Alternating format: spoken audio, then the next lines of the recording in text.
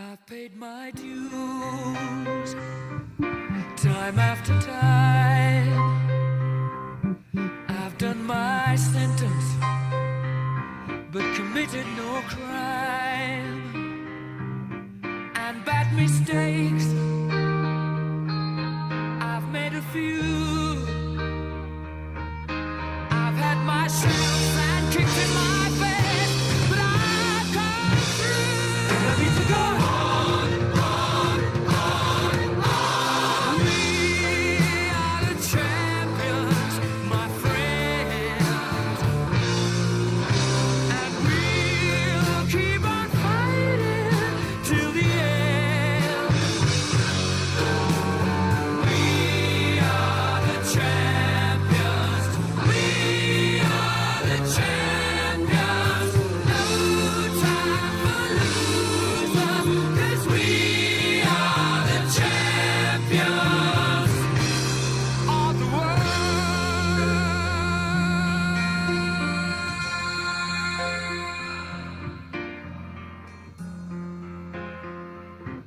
I've taken my bows and my curtain calls.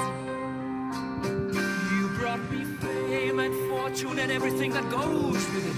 I thank you all, but it's been no bed of roses, no pleasure cruise.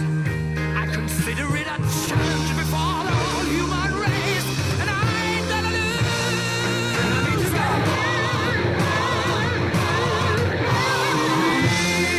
We are the champions, my friends, and we'll keep on fighting till the end. We are the champions. We are the champions. No time for losers, 'cause we are the champions of the world. The champions, my friends, and we'll keep on fighting till the end. We are the champions. We are the champions. No time for losers, 'cause we are the champions.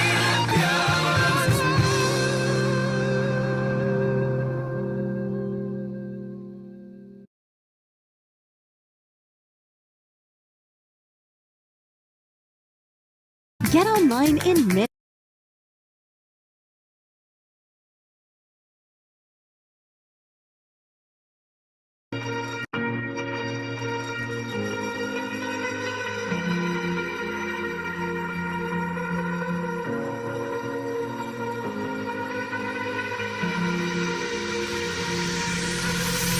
Falling too fast to prepare for this. Tripping in the world could be dangerous. Everybody circling as vultures. Negative, nepotist. Everybody waiting for the fall of man. Everybody praying for the end of times. Everybody hoping they could be the one. I was born to run, I was born for this. Whip, run me like a racehorse. Pull me like a ripcord. Break me down and build me up. I wanna be the slip. Word upon your lip. Rather that you rip. Break me down and build me up. Whatever it takes. 'Cause I love the adrenaline in my veins. I do whatever it takes. 'Cause I love how it feels when I break the chains. Whatever it takes. Yeah, take me to the top. I'm ready for whatever it takes. 'Cause I love the adrenaline in my veins. I do what it takes. Instead of fear of being typical, looking at my body feeling miserable. Always hanging on to the visual. I wanna be invisible. Looking at my years like a martyrdom. Everybody needs to be a part of them. Never be enough from the prodigal son. I was born to run, I was born for this. Whip, run me like a racehorse. Pull me like a ripcord. Break me down and build me up. I wanna be the slip. Word upon your lip. Rather that you rip. Break me down and build me up. Whatever it takes. 'Cause I love the adrenaline in my veins. I do whatever it takes.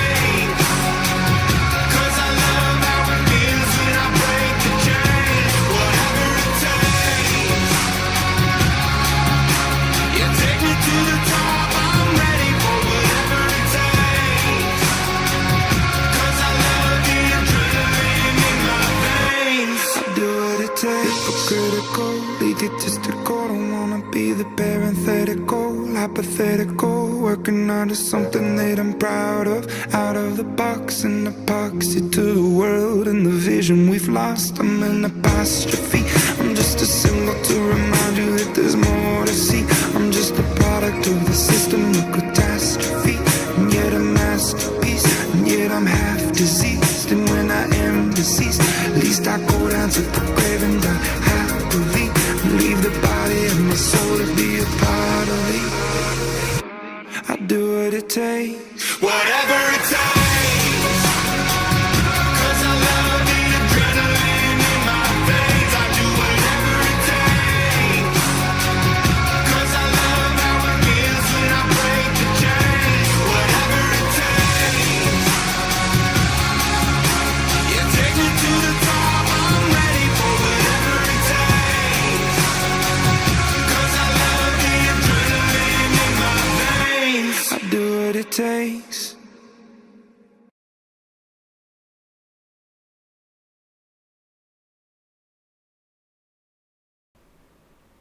Oh my God.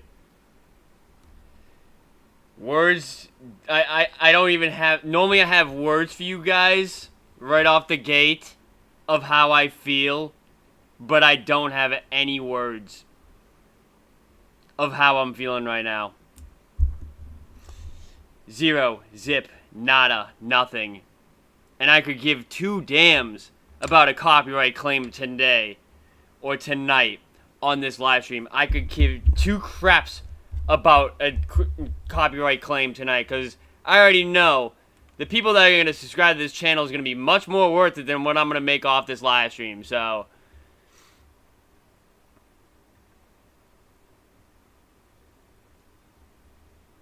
do I start off with them, or do I start off with the channel itself?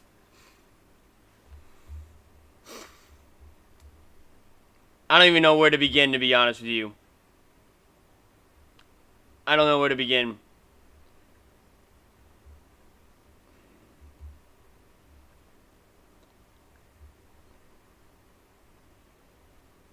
Because I definitely have to save what I'm gonna say for the parade video on Friday that I gotta record.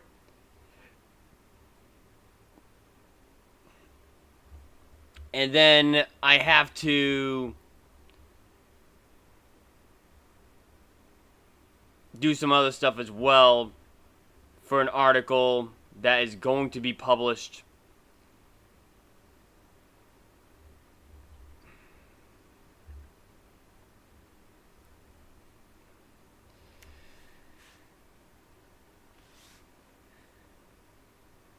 Let me just start off by saying I'm on cloud 18 right now.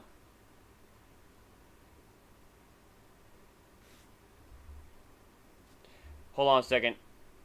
Before I begin anything, I gotta go into this person's live stream real quick. Where are you? I just saw that you were up.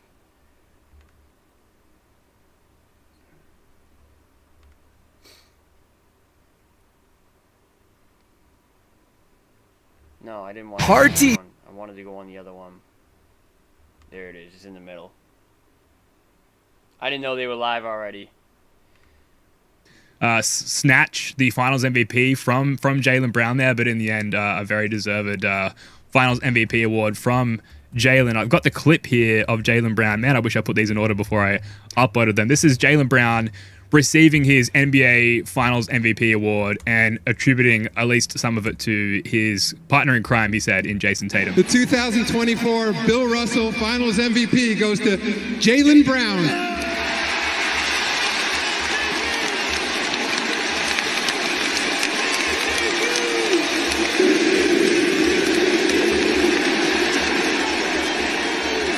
It was a full team effort, and I shared this with my brothers and my partner in crime, Jason Tatum. He was with me the whole way, so we shared this shit together.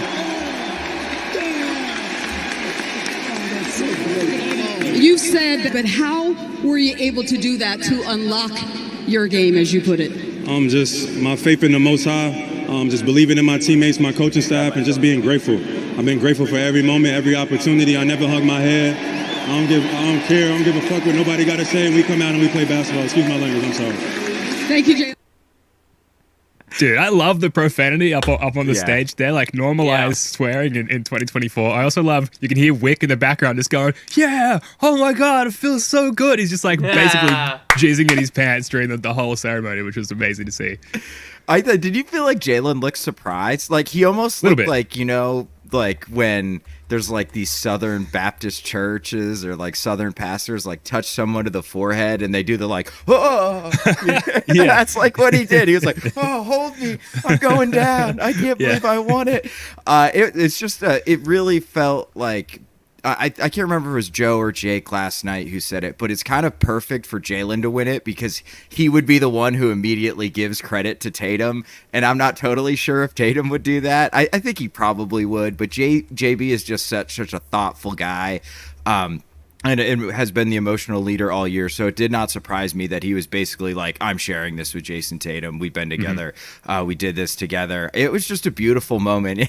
Wick just absolutely going crazy. Did someone yell juice in there at some point too? Which I think beautiful. So, yeah. I just loved it, and you could just tell how happy the team was. I haven't been able to hit him up yet. From that Game 7 against Miami. Yeah, it is a W back. The lowest of the lows, and the next fucking season, not let it break you, have it do the complete opposite, and you sweep Eastern Conference Finals MVP and the Finals MVP on your way to your first banner of your career.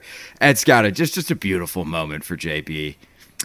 Absolutely. Man, I am struggling. I'm looking at my run sheet here and my brain is just like bobbing in a bowl of champagne. So apologies to all the listeners if we seem slow to get to our points, but we're going to try and hit on them all as we celebrate everything that went down last night. Thank you for the amazing game by the Jays. Here they are, NBA champs. This is like tear welling stuff looking at these two guys with their NBA hardware there. We've got a clip of Jason Tatum mic'd up as he leaves the court for the final time last night.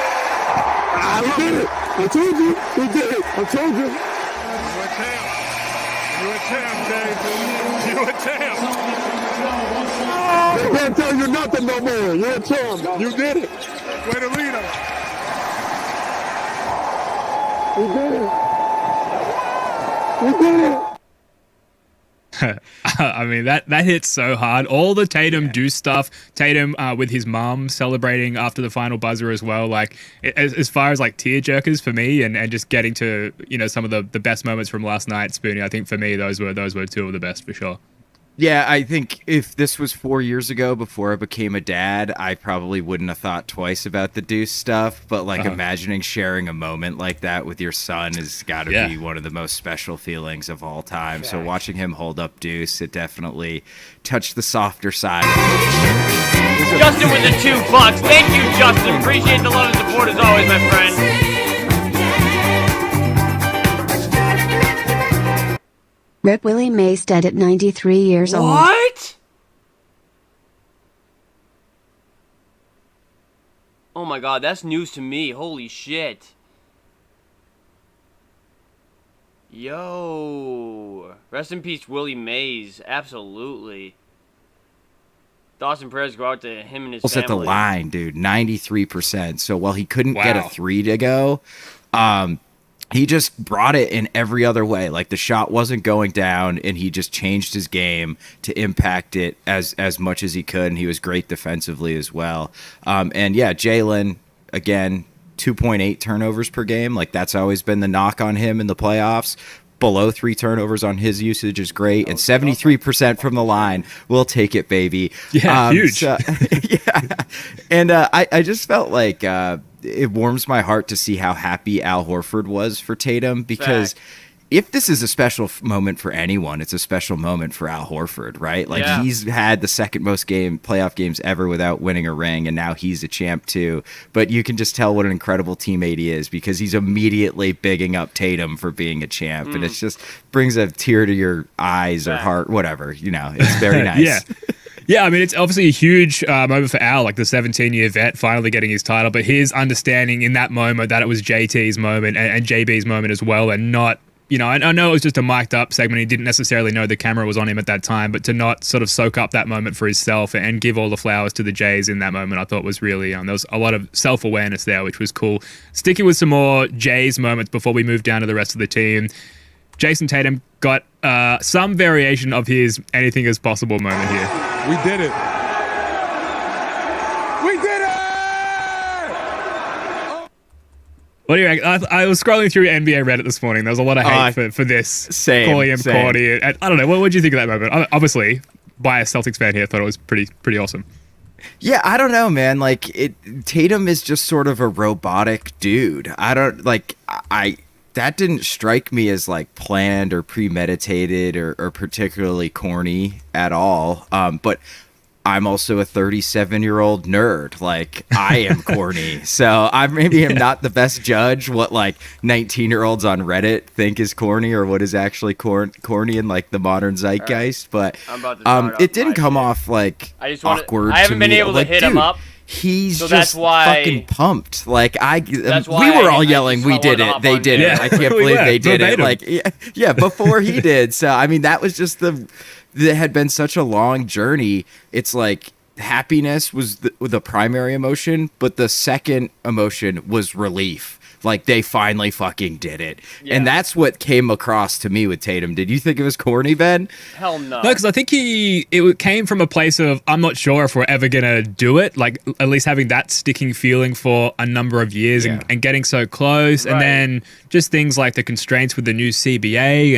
and Kristap's health and Al's aging. There are a lot of variables that you could take into consideration with one's doubt for maybe not ever getting it done. So to finally get there, the sense and the simplicity of the moment, just thinking finally we did it, I think is pretty it's pretty on point. As my words fail to come to me again on the show. I thought it was a good moment. Sticking with one final awesome moment with the Jays before we move on. We've got to get to this locker room celebration after the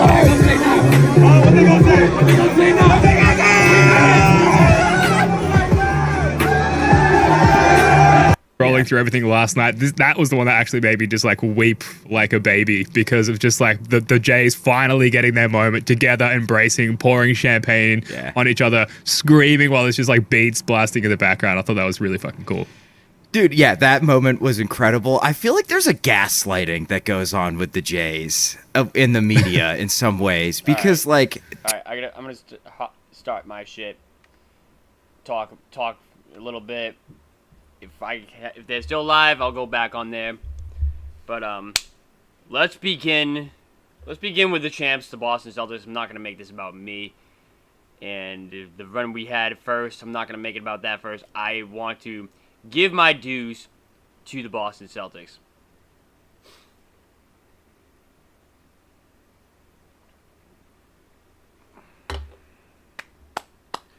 So proud of them. I am so proud of that team because a lot of people doubted them. A lot of people predicted them to not win. A lot of people called them choke artists. A lot of people said that they don't win at home.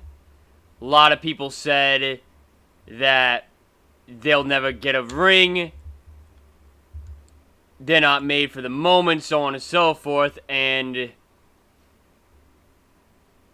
I mean, like Jason Tatum said, what are you going to say now? They got the championship in 5. I predicted 6. I predicted in 6 games. So they did it earlier than I predicted.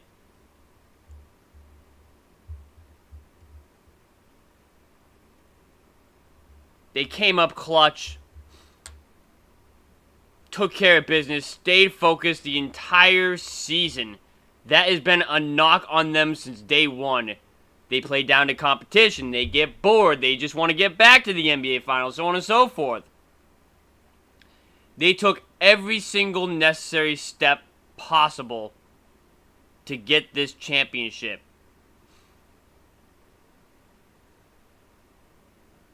And now, they are at the top of the mountain of the NBA, and they are NBA champions. It's going to be a great summer for some of those guys. Tatum, Drew are going to the Olympics. Imagine if they get a gold medal there also. What a hell of a year that would be for them. Tatum's having a new baby. Well, he's going to be a dad again. I should have worded it like that. He's going to be a dad again.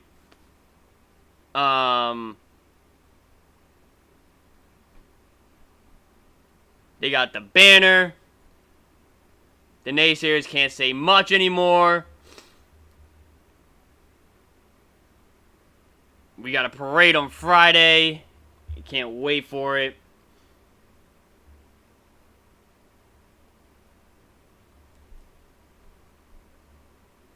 Derek, is he confirmed on that Olympic team now? Is he on that team? I know there was rumors that he might replace Kawhi, but I didn't know like if it's official yet or not that he is.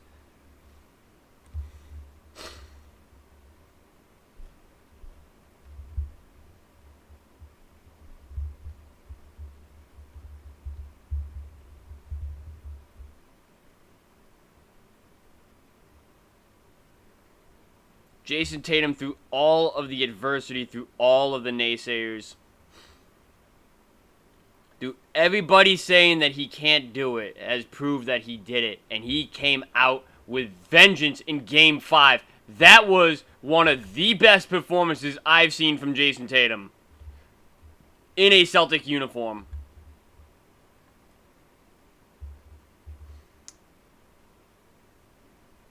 I know his three wasn't great, but he did every single thing right in that game. None of the shots that he took, in my opinion, were forced. None of them. He played the game the right way. That is what an NBA champion is supposed to do. That is what your best player is supposed to do. They're supposed to make the right play every single time. And if you guys go back to the clip, when they were about to announce the Bill Russell MVP of the NBA Finals, I said Jason Tatum. And the reason why I said Jason Tatum was because of that performance last night. It wasn't Jaylen Brown who had the big performance. It was Jason Tatum on the biggest stage who had the biggest performance last night.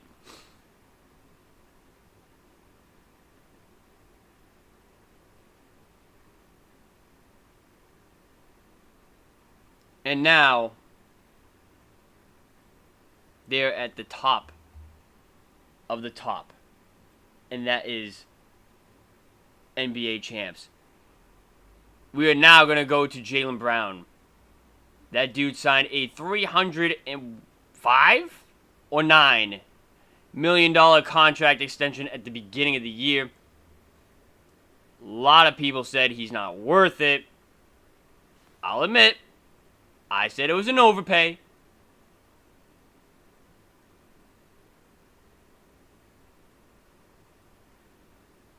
Overpay is different than are they worth it or not.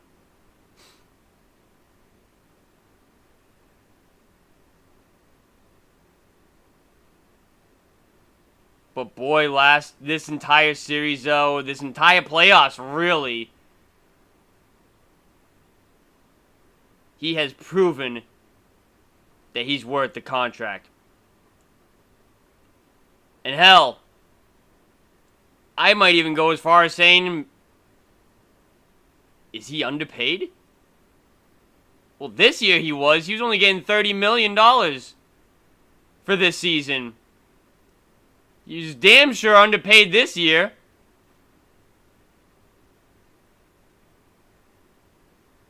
Now he's going to get that big payday, though.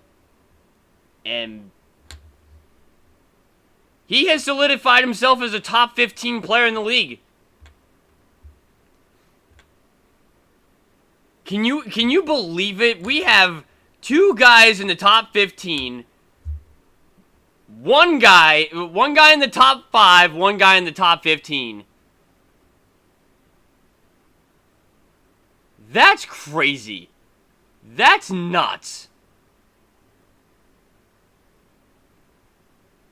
I can't name I mean, there's probably 14 guys better than Jaylen Brown in this league. I can't put him any lower. I can't put him any lower than top 15.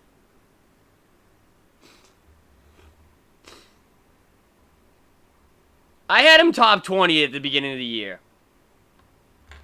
But I think this year solidified him as like a top 15. Like, he's like a star level talented player. I mean, we knew he was a star talented player already, but like, he's like a 1. He's a 1.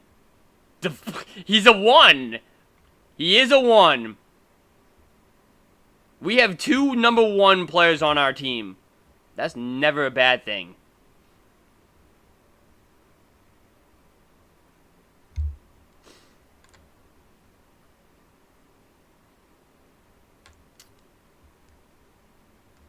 He got a lot of grief for last year's postseason. And let's be honest, rightfully so, right? He didn't show up in Game 7 against Miami when Tatum got hurt. He was looked at as the number 1 last year. Well, as a 1B last year, and he wasn't a 1B last year. So rightfully so, he got the criticism that he did.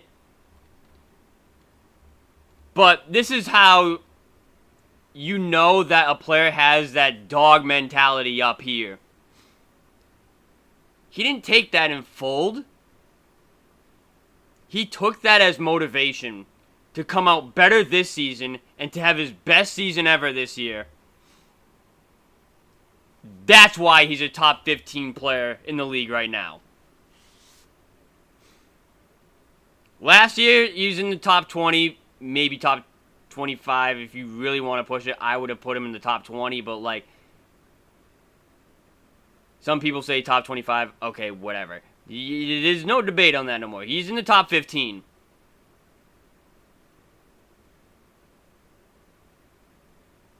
Does he have a left hand? He certainly does have a left hand.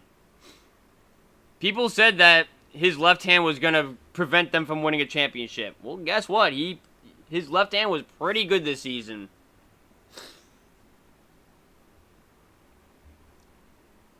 And you know what the scary part about this? They're only 26 and 27 years old! They're just about to hit their primes! And they already got a ring? Oh my god! Yo!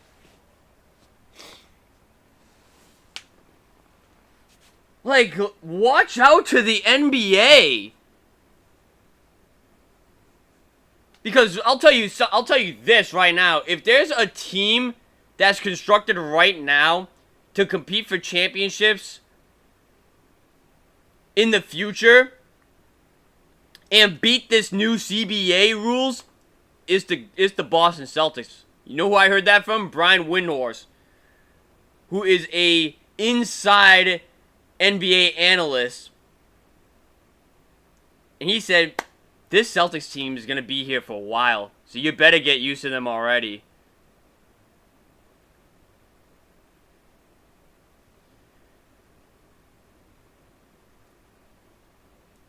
Brown's already got his bag.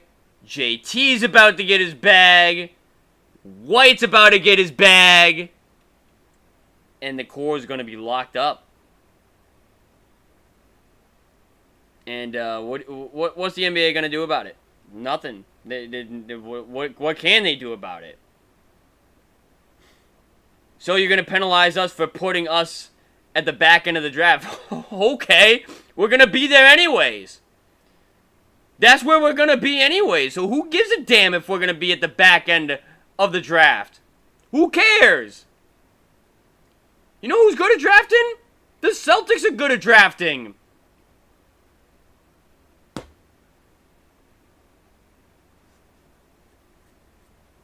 It doesn't hurt us at all. No big deal. No problem.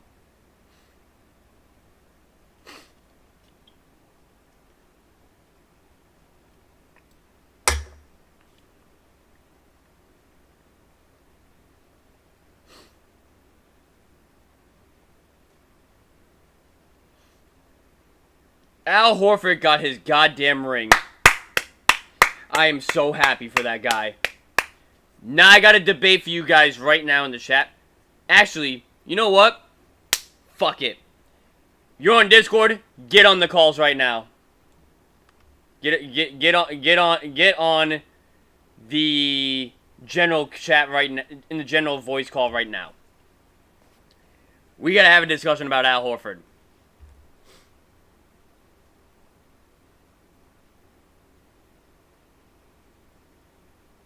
And this is a legitimate question. Did this ring solidify Al Horford getting his number hung in the rafters?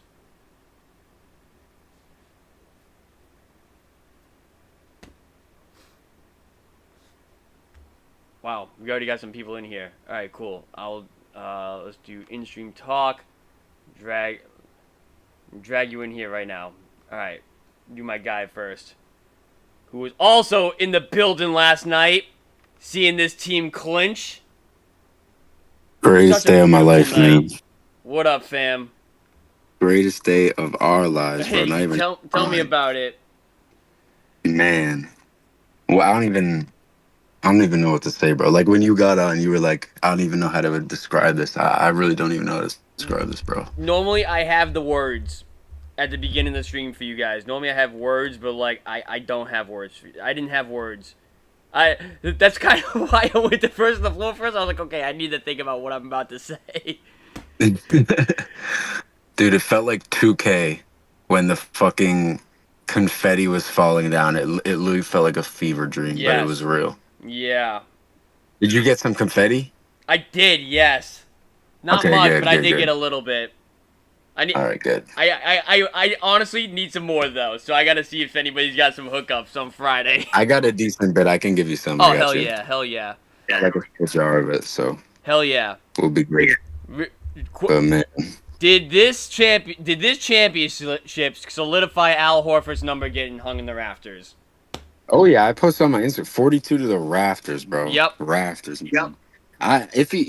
Bro, he should be the first player that can play and have his jersey retire, bro. Al, because they already reported that he's coming back next year. He's running it back. Yep, he said that this morning, I believe. Or Wick said that. Wick said that on a like a talk show this morning that Al's coming back. So Part of me's shocked. we gotta run it back. Part of me's shocked. I'm not. Yeah?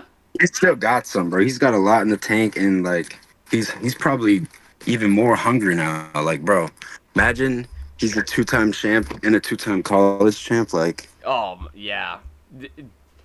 Well, he can book himself going in the Hall of Fame now. oh yeah, 100%. And I think I am 100% with you. I think his number gets in the rafters. He's been here for what? This is his 7th year with the Celtics, not consecutively, Yeah. but his Nope, 7th year with the Celtics, and he's got a ring, and he's done everything. He's what you wanted Smart to be. You just take the back seat. I mean, be the leader and do what you do best. That's what you wanted Smart to be when he was here.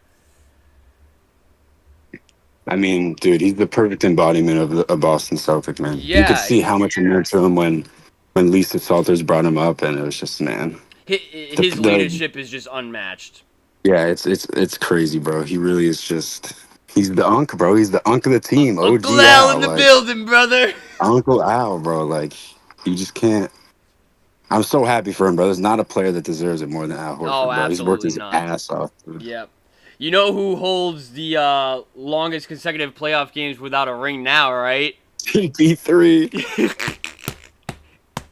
CPO, actually, because he's not got anything. Yeah, right.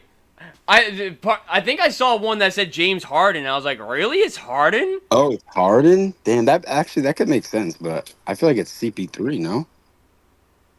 It could be CP. I don't know I don't know though. When he was with the Clippers, I think he only made it to the Western Conference Finals once. Yeah, I think once or twice because they had lost to the Spurs. I know Harden made it a couple times, I believe. I know he's been on a couple deep runs. Yeah, Harden was in the finals 2012, and then Eastern or Western Conference Finals twice, I think. Yep. 2018 and 2017, Yeah. and 2019. Yes. Yep. Or no, it was Kawhi Leonard in 2017, I think. So it was first. He's got at least 2 or 3 conference final trips, though. Yeah. The beard. Yeah. I don't see him winning a ring anytime soon either. Yeah, He's too still dope, bro. he's too busy gambling in Las Vegas. Never mind worrying Yeah, about a right? goddamn He's ring. too busy putting 50 on a red, bro. Like, for real. And then losing it, and then he'll go maybe eat a donut, and then he'll put another 50 on red. Nah, that's Luka's job. He eats the donuts, man. That's Luka's job. Luka sits back and eats the donuts and lets people blow by him on defense. Luka, go eat a donut. Hubby. Tubby. That was so funny, dude. What a run, man. Me and Jesse, chat, listen to this. Me and Jesse, we went to, 6 playoff games this year that we were both in attendance? Let's see. 5 that we sat next to each other.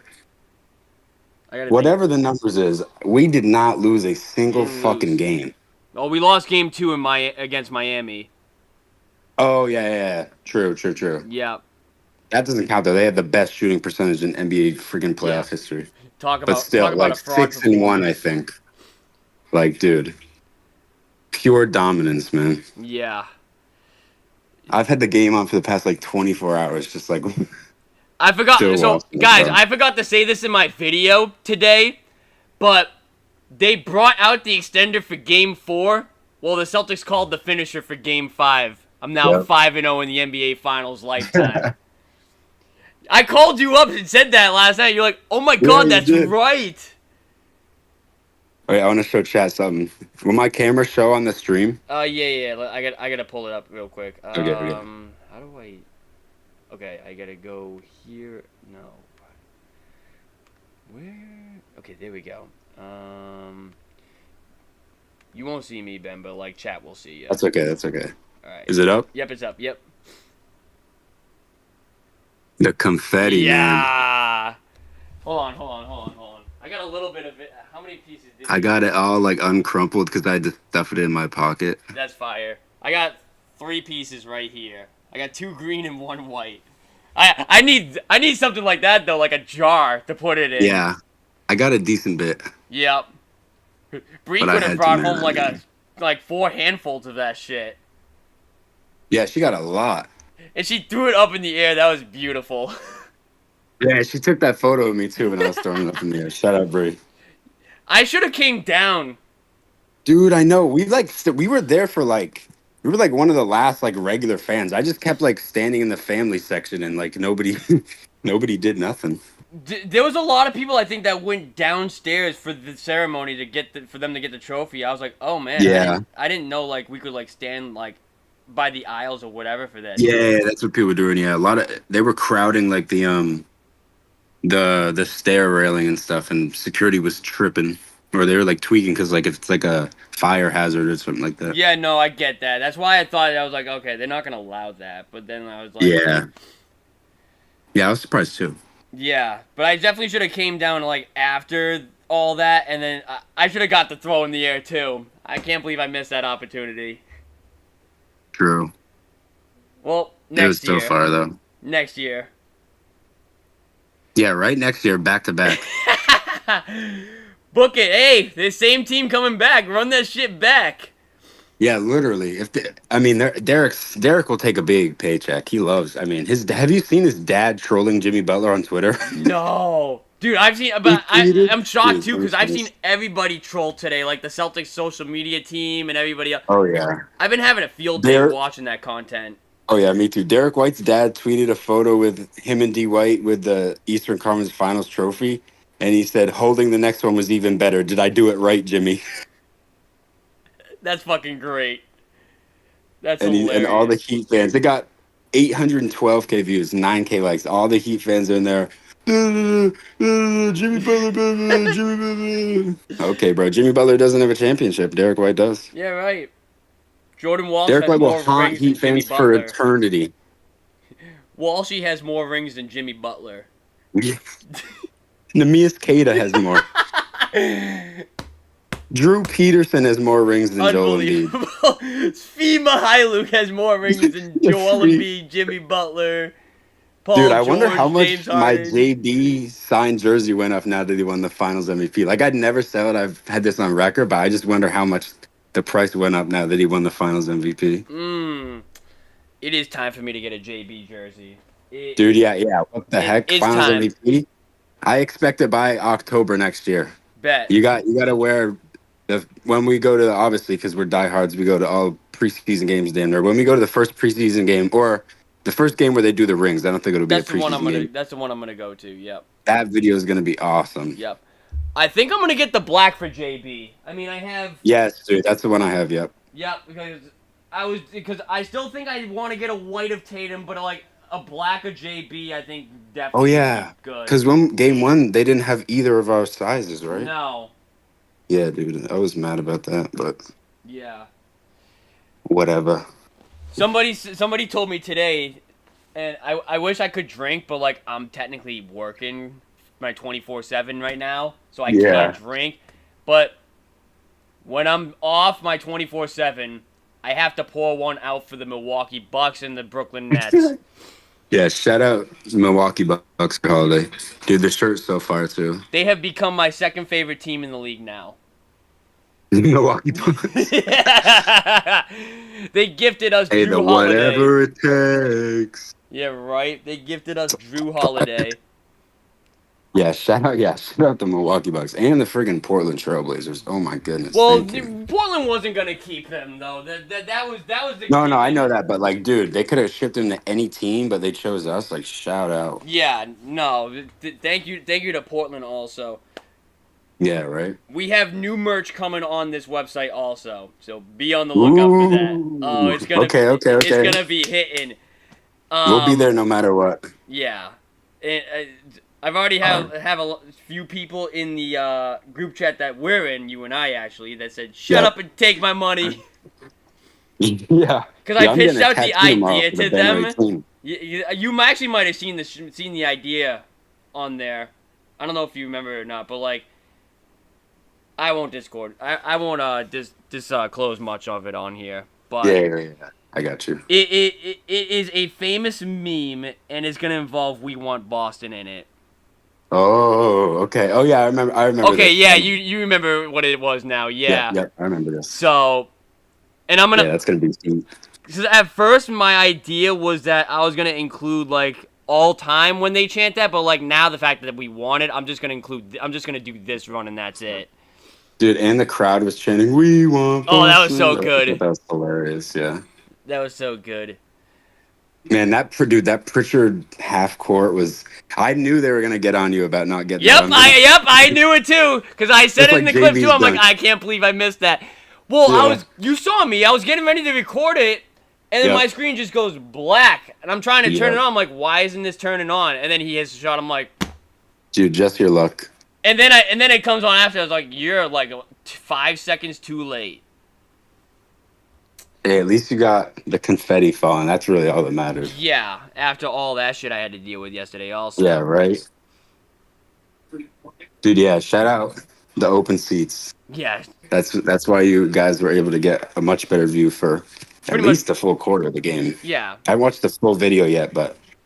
Honestly, that second quarter was their best quarter, too.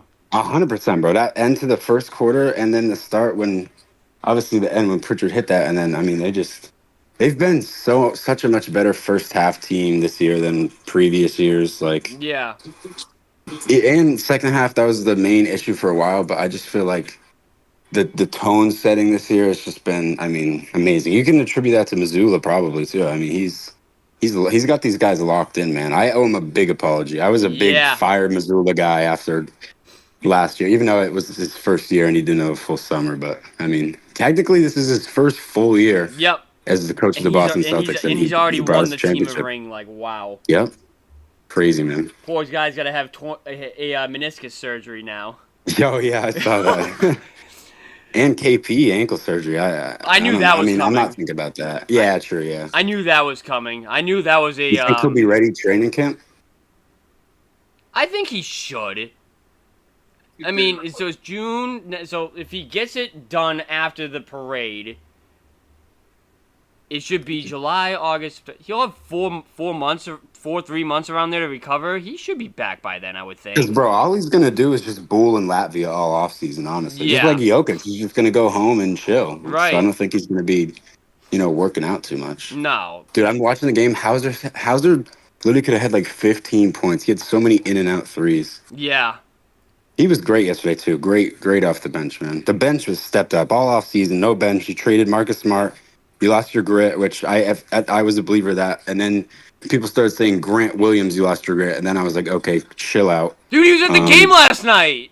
Yeah, I saw that. He was salty, man. He was pissed. I almost feel bad for him because I like Grant. Grant's a nice guy. I met Grant like at Fenway when they do that first pitch after they got drafted. And he was very nice to me, but man, after I'm gonna make them both, I became a Grant Williams fan. Yeah, it's like, all right, man, like you're not him, blood.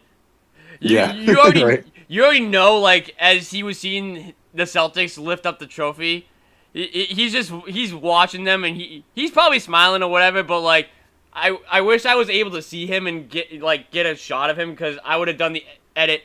They ask you how you are, you just have to say that you're fine, and you're not really. Oh yeah, fine. that's what you were doing to me earlier. Oh my god, that's hilarious, dude. Yeah, I know he was low key mad we won because I think how it works is he would have got a ring with the Mavericks. Yeah, because I'm not sure actually. But. No, he would have got a ring because he was a part of that team this season. So right, yeah. I mean, he didn't do much, but no, they shipped him off, and then they pretty much turned it around after that. Yeah, but I'm sure he's happy for the guys. He's a human. It's deeper than basketball. He's happy for them. He has relationships with all the guys. Hey Grant, but at least you got your bag though, right? Yeah, right. Hey, honestly, if I was an NBA player, like rings are cool, but man, I mean, the amount of money they get is just life changing. So I wouldn't even trip about it if I don't ever get a ring. Yeah, right. All right, I'm speaking Japanese. Japanese. So I'm gonna let other guys. Celtics when you're mad. Yeah, Celtics when you're mad. All right, bro, get some other guys in. All right, sounds good, man. All right, love you, bro. See you. Love you too, man. See ya. W Ben's in the chat. All right, let me slide Kane in here. Yurt, what up? What's up? What up? What's your 2 cents? 42 getting hung up? 42 does get hung up, in my opinion, if he wins one more. So you think if he wins one more, it gets hung up in the banner? Do you think right now it gets hung up?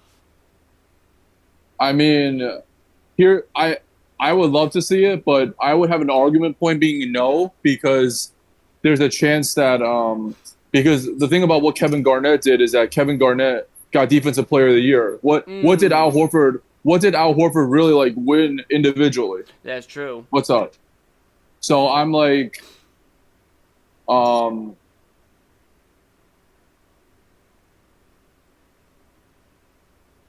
I would. Oh, is he going out?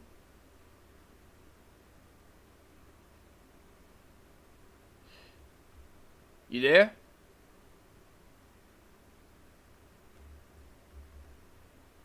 No, we might have lost him. Alright, let me slide him off. He can come back on here if he gets that figured out. I don't know what was happening with that there. Let's get Justin in here. Justin! What up, bro? Oh. Hey, Jesse. What's going on? How we doing? You said Cloud 18, correct? Correct. Okay. Let me put it this way. How does Cloud 34 sound to you? Sounds good to me, man. Nah, but seriously, that's how old I'm gonna be next Wednesday. So this, oh, there you go, nice. Yeah, so this right here, this whole entire thing between. Okay, so let me tell you something quickly. My friend ordered the championship shirt. Yep. I'm pre-ordering the hat on Thursday. My friend from Australia is getting me the championship sweatshirt. Nice. And bro, I wish I could meet you at the parade, but like I said in months before, if Kansas City did not happen, I would have been there. I would have been there. Yeah, I mean, last night I will say this: when they were partying on the streets, or whatever, right? There wasn't everybody behaved. I think there was only 5 arrests from what I seen like on the news or something like that. There was only 5 out of like the billion people that were on the streets. So I mean, 5 is not bad. That was after the clincher. I'm more afraid of what's gonna happen at the parade on Friday. Yeah. I think Boston will be okay. I mean, they had police everywhere, and I think they're gonna do the same thing this time around too. I don't know what it looked like for Kansas City, but from what I've seen there, at least, I think it's gonna be okay. Yeah, because Boston's more classier than Kansas City. Not gonna lie. Yeah. So, what's your 2 cents on the whole entire run? I'm glad we can finally show up the haters now. Yep.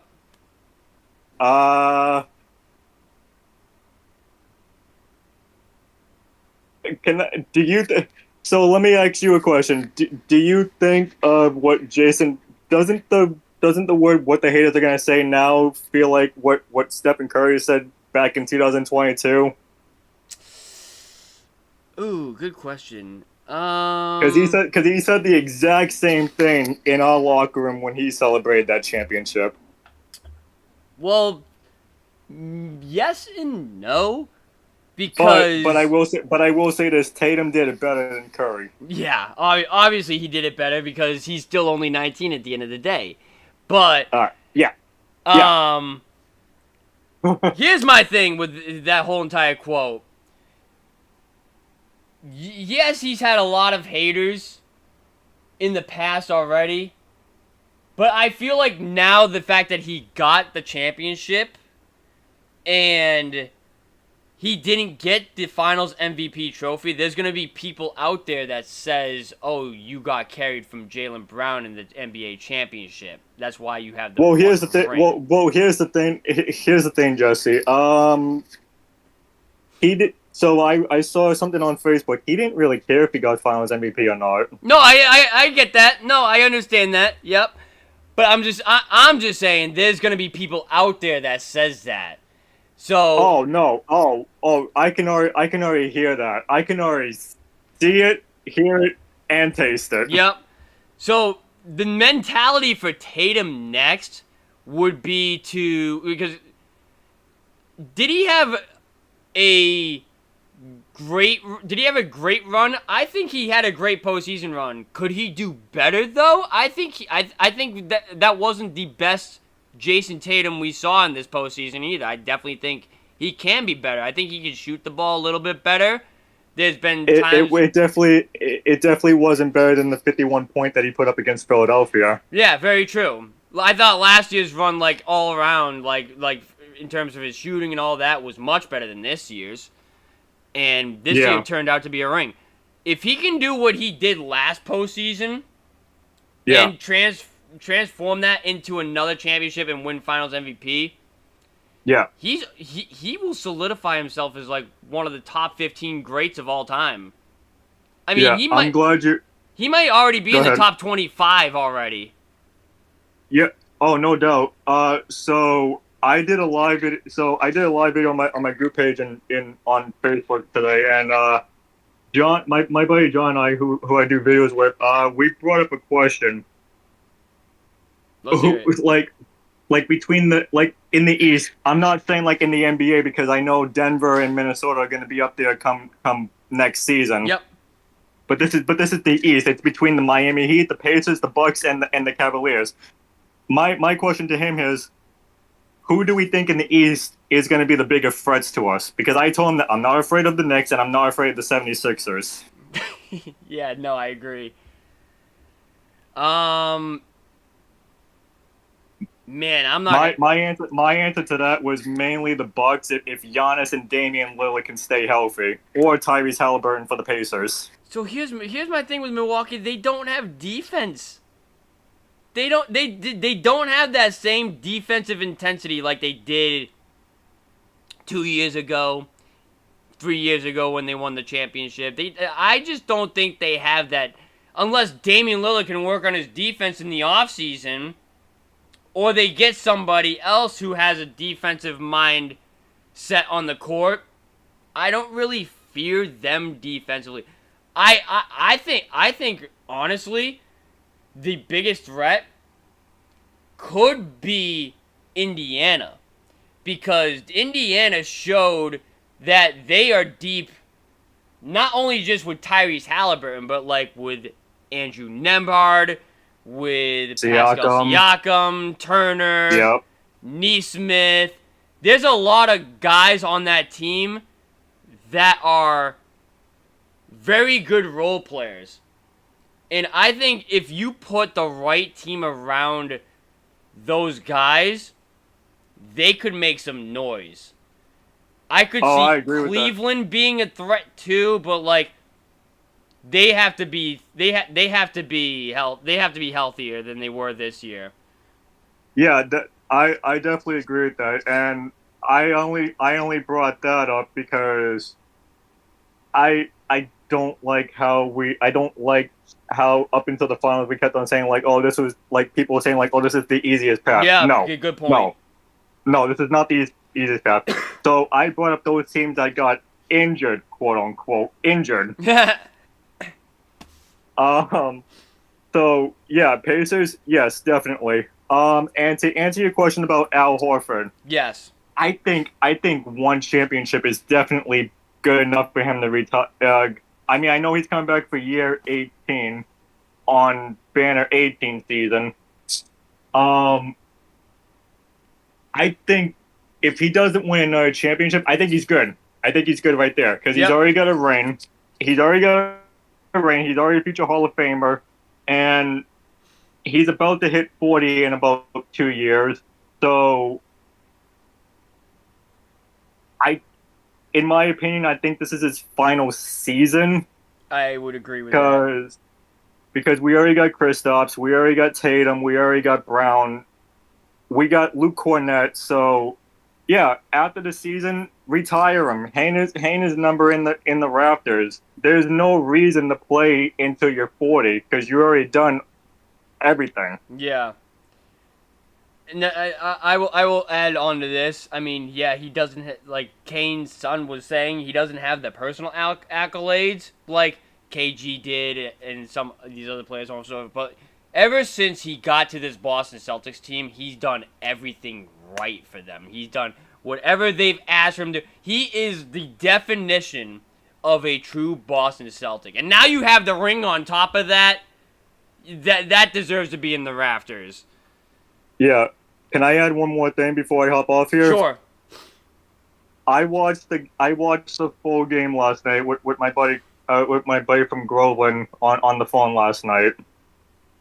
He pretty much mentioned like that was very nice of Kyrie to come over to the Boston Celtics bench and give him a high five. Yep. So here's my thing I'm gonna say to people right now, whether you're in the chat, whether you're on social media or what. It's time, because Jesse already said this. If we win the championship, Kyrie hate's over. This is over. I'm glad you mentioned that because I totally forgot to bring that up. I am going to bring it up after I end the call with you. So okay. So this is what I wanted to say. I respect Kyrie. I like Kyrie. Do I agree with what he did 2 years ago? No, I don't. Stomping unlucky to never win a game in Boston. I don't agree with it, but but after we won this championship last night, I got over it. Mm-hmm. I'm done hating on Kyrie. I'm ready to let this man live. And you know what? I wouldn't even be surprised if he wins a championship with Dallas in the next couple of years. Yeah. But that's all I'm gonna say, Jesse. I will hop off and I will go back to watching your stream, Butter. All right, thank you, my man. Appreciate the love. No problem. Alrighty. I'm glad he brought that up because I'm gonna talk about that right now. That was a great ending from Justin.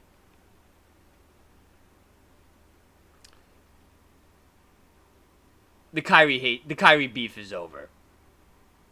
This is like when the Red Sox had the beef with Manny Machado.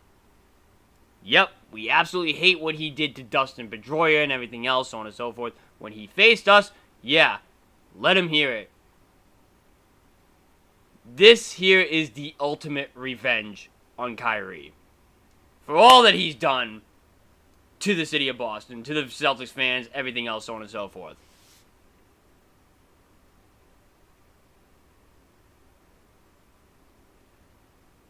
The living in his head rent-free.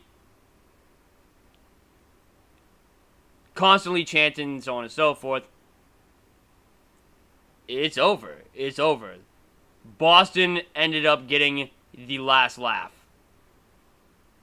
Boston came superior from that beef. And all postseason, throughout these entire finals,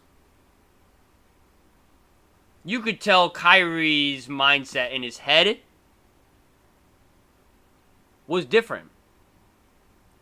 He used to talk shit about the Celtic fans, all that, and so on and so forth. This year, he was praising him. He was praising the Celtics fans. He's calling them a great fan base, everything else, so on and so forth. He shook hands with the Celtics players. He respected Boston this time around. This series here, he respected them. He respected the Boston Celtics. He respected the fans, everything else. It's time to let it go. Oh, Ben's in the chat. What up, Ben? You going to the parade? Hell yeah, you know I am. You know I'm going to be there.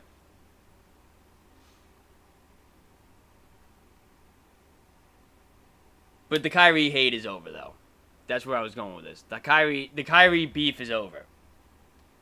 But I will say this, however, to you Celtic fans. If you're playing him, I wouldn't mind you booing him. The F Kyrie chance, though, that's over.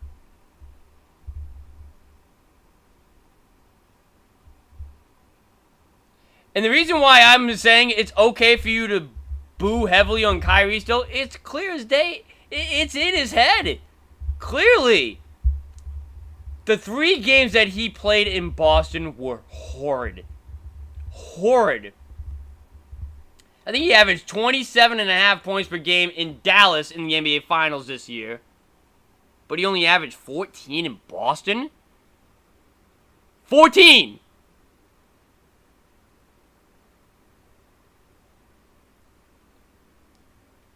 So I understand the side, like, if you want to boo him, maybe even chant Kyrie sucks. But to say Kyrie, whatever, like, or even wear those clown Kyrie shirts or whatever, nah, like, that's dead. That is dead. Even the Kyrie is a douche shirt, I would even say, is dead. That's dead. You want to boo him, you want to chant Kyrie sucks. When he's in the Garden playing you to get in his head to help your team win, I'm okay with that, because it's clear as day it bothers him on the court. You want to keep it basketball to get in his head to give the Celtics an advantage? Go for it, because that worked. That works. But to hate on him and everything else, I think it's time to just let that go. To be honest with you, he might I might do Dallas versus Celtics next regular season.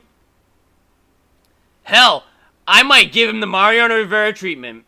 When his name gets called in introductions, I might clap for him, because he delivered on his promise to bring Boston a championship.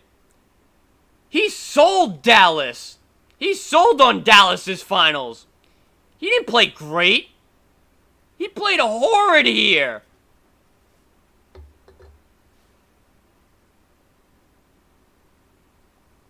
He will always get boos every time he touches the ball. That will not change.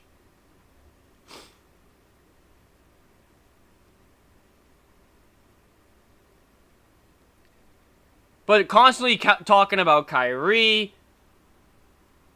maybe even the shirts or whatever, I think that's dead. Kyrie delivered on his promise, bringing Boston a championship. Hey man, he held the promise to something at least. Maybe we should give him a ring too. I don't know. That's just a suggestion. Maybe he should get a ring also. But the F Kyrie chants, I will no longer be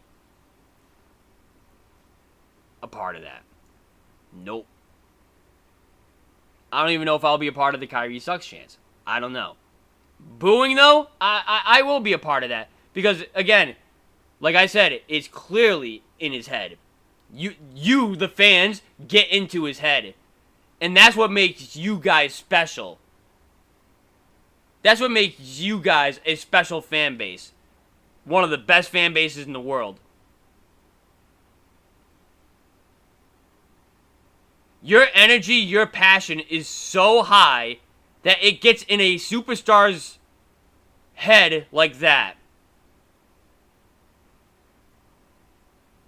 That was your impact. The Boston Celtic fans. You impact his game. I'm sure obviously the players had something to do with it too. Obviously they did. But you guys got into his head. So I will say this, as long as you keep it basketball, I'm okay with the trash talking on Kyrie. But the slander, the hatred, I think that's dead. That's where I stand on the situation. Let's go to... You know what? The next person I'm going to add on to here is very interesting because he's not a Boston Celtic fan. He is a Cleveland Cavaliers fan. I was shocked when I saw that he got into my Discord. He's been a long-time subscriber. I'm not going to tell him, no, you can't be in the Discord. He wants to get in here, so I'm going to drag him on here. It's very interesting to hear what he's got to say.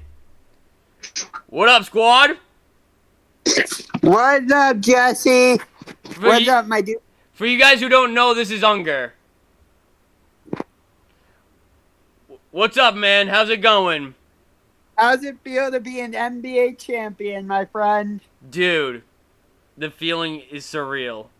It's an unreal moment. Dude, I will say that. I want to do another video collab with you. I know it's not like Cavs Celtics right now, but like, dude, you know how much I love talking with you and taking jabs at you and all that. Yeah, you got me reacting to one of your videos. You got me heated. I'm not gonna lie. I saw that. I'm like, oh my god, that is classic Jesse. Oh my god. So I gotta ask you real quick. What's your thoughts on the Celtics run this year? If I'm being honest, I still believe that to a certain extent. Because you did get breaks along the way. But then again, every team catches some type of break. Hell, we caught a break when Draymond Green got suspended for Game 5. I'm not even going to deny that one. Yep. So, I would say you guys got more breaks than past champions, but that's just the way it went. Yeah. And here's the thing, at the end of the day, that's my argument. You still got, it doesn't matter like who's out or whoever's on the court, so on and so forth. You still have to find a way to win the game, and that's all that matters at the end of the day. And if it's going to be, if they are missing like their best player, then the mindset people are going to have is, oh, you should take care of that team. And that's what they did. Right. They took care of business. And they got to the championship because they took care of business because of injuries or whatever. That's what good teams are supposed to do. They're supposed to take care of business when unfortunate things like that happen to the other team. Yes. So can I ask you a question? Yes. Do you feel like out of all the teams you played in your run to the finals, would you say that we gave you the hardest test in the second round? You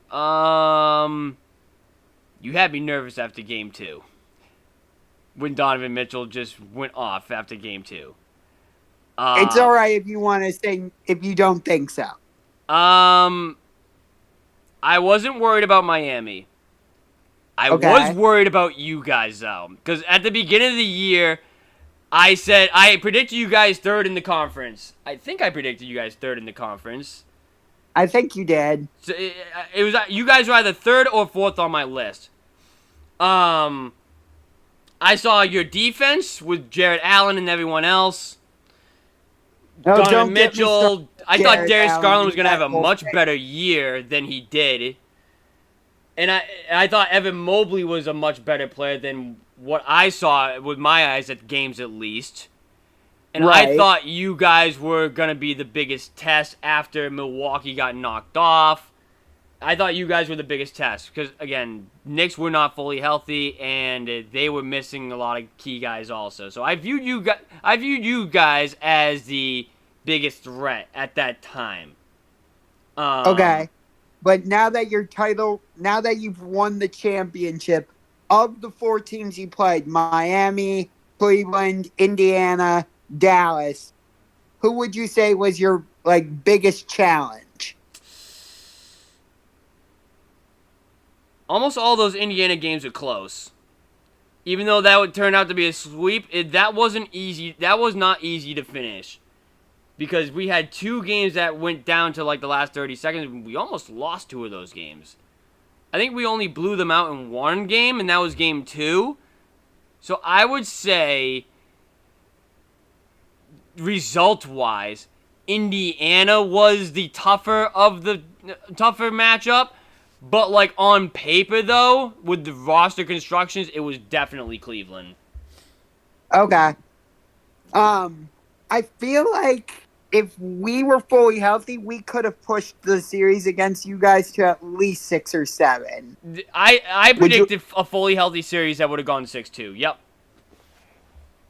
Because even though we were without Donovan Mitchell and a bunch of our guys in Game 4, we still took you guys right down to the final minute. Yeah. Yep. So, but I was fully all right with Jaylen Brown winning Finals MVP. I understand the argument for Jason Tatum, but I felt like Jaylen Brown had the bigger impact overall, not just because of his offensive game, which I know everybody looks at, but he was the one guarding Luka right from the jump, and I'm like, okay. That's a very good point. Jaylen Brown this postseason, just postseason, let's say in general, his defense, he looked like Marcus Smart out there on defense. That's how good he was. He wanted to make a statement for not being an all-NBA defensive team player this year. And he came out with vengeance after not getting that award. He was so locked in on defense that your star players on the other team, when they were out there, did not have an answer for Jaylen Brown on offense. You know what he reminded me of? Pre-injury Klay Thompson. That's a good. That's a good comparison. Sure, Jaylen Brown doesn't quite have the same offensive repertoire as Klay Thompson, which is not I'm not using that as a negative against Jaylen Brown by any means. I'm just saying. But the way Klay Thompson could lock down the opposing team's best guard, and is very much the same way Jaylen Brown goes about it. Yes. Yeah. Jaylen Brown on offense is more... I would say his offense is like more all around as opposed to Clay. Clay is like a good 3-point shooter, and like he's not really known for like driving or shooting the mid-range or whatever, but it's like... No, I think for your defense, at least, for Jaylen Brown, I think it's spot on. I think Jaylen Brown took on... He's not the best player on the court, but he took on the best matchups. And, like, one of my biggest things with this Celtics team has been setting tones. And Jaylen Brown was the tone setter on the defensive end. Game 1 of the NBA Finals, he snatched... There was one play where he snatched Luka Doncic after they inbounded it, and he went up for a two-hand slam.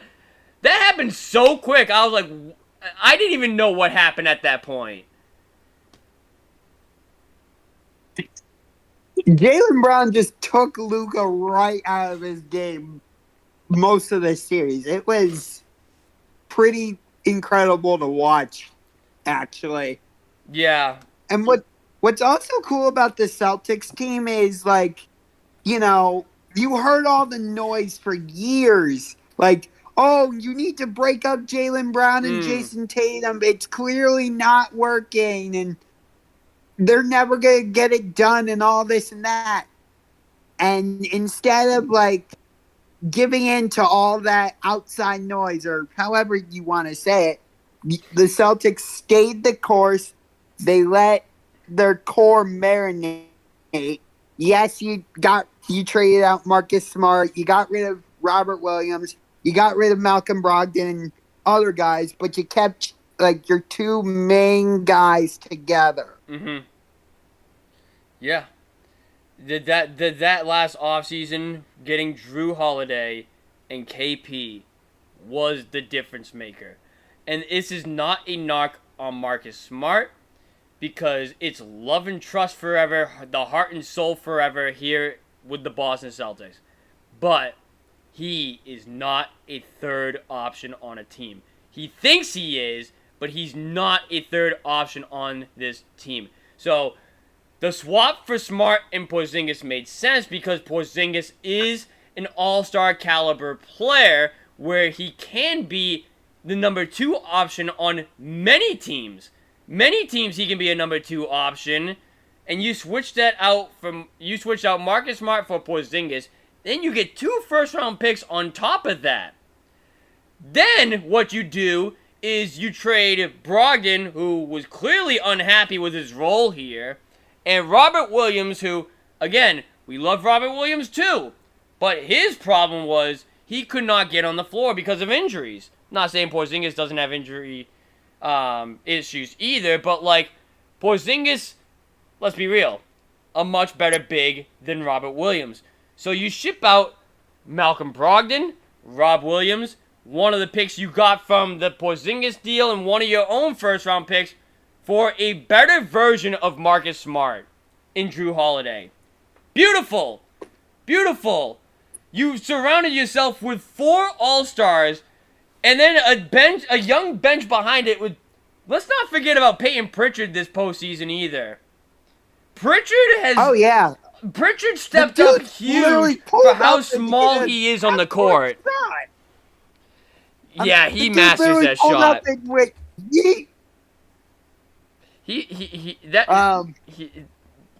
Pritchard is unbelievable. And then another guy I do have to mention, Sam Hauser, got 0 minutes in the postseason last year. He would get garbage time. What would he come out and do? He'd come out and knock down 3 threes in a row for you in the first half. Perfect. That makes them have to go out and guard it for the 3. That opens you up to go into the paint a lot more. Beautiful. All around, the team bought in, and that's why they're world champions today. It's so interesting that, like, you had the whole unusual situation with Ime Udoka. He gets ousted. Now he's the head coach in Houston. Joe Mazzulla gets basically thrown into the fire, kind of like how Tyronn Lue was just thrown into the fire when we fired David Blatt in the middle of the 2016 season, I think it was. Yep. So you can make a loose connection there. Not exactly the same, because Missoula didn't go on to win a title last year, as we know. But I guess you can make a comparison there, right? He was one win away from going to the NBA championship last year. He almost came back. He almost helped this team come back from down 3-0 last year. I remember watching that Game 6 when Derek White had that last-second tip-in. I'm not even a Celtics fan, and I was going crazy. Like, I couldn't believe what I had just seen. Yeah. So, Joe Mazzulla, this is realistically Joe Mazzulla's first full year as a coach. Right. He was able to put the pieces together on the roster, not construct the roster, but, like, game plan how he wants to with the roster that was given to him, and it worked out beautifully. We have a saying over here, it's called Missoula Ball. Missoula Ball was Missoula Ball in this entire season. 64 wins in the regular season. They were, 80-21 all together this entire postseason run. And Banner 18. Yeah. So, like, we all know now the question is, can the Celtics repeat? Are they the start of a dynasty? I don't know if you want to start talking about that yet, or if you just want to focus on, like, celebrating this season still. But it's like, you guys have the easier road back to the NBA Finals in the Eastern Conference, because, like, other than Milwaukee, who's really going to challenge you? Like, I want to say we can, but... I was going to say you... New York, possibly. Man, I don't know, man. Philly, I've been hearing that they might get Paul George. I don't know how true those rumors are, but I'm not sure. If they can get Paul George, that would be great for them.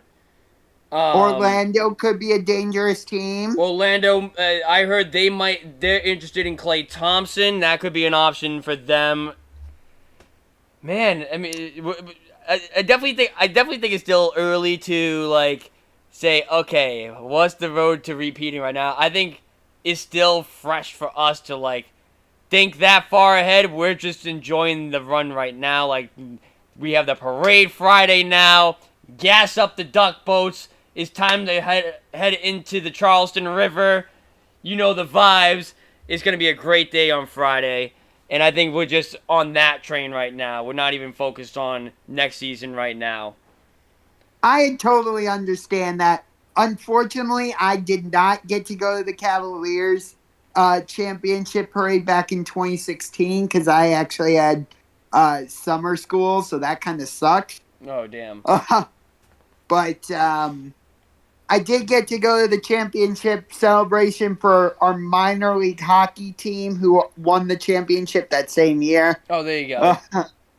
Yeah, so I'll take it. Yeah, right? All right, man. I'm gonna have somebody else come on to this call right now. I have two more people waiting. All right, nice talking to you, my man. I'll see you again this coming season. Don't you worry. Alrighty, sounds good. I'll be expecting ya. Hell yeah.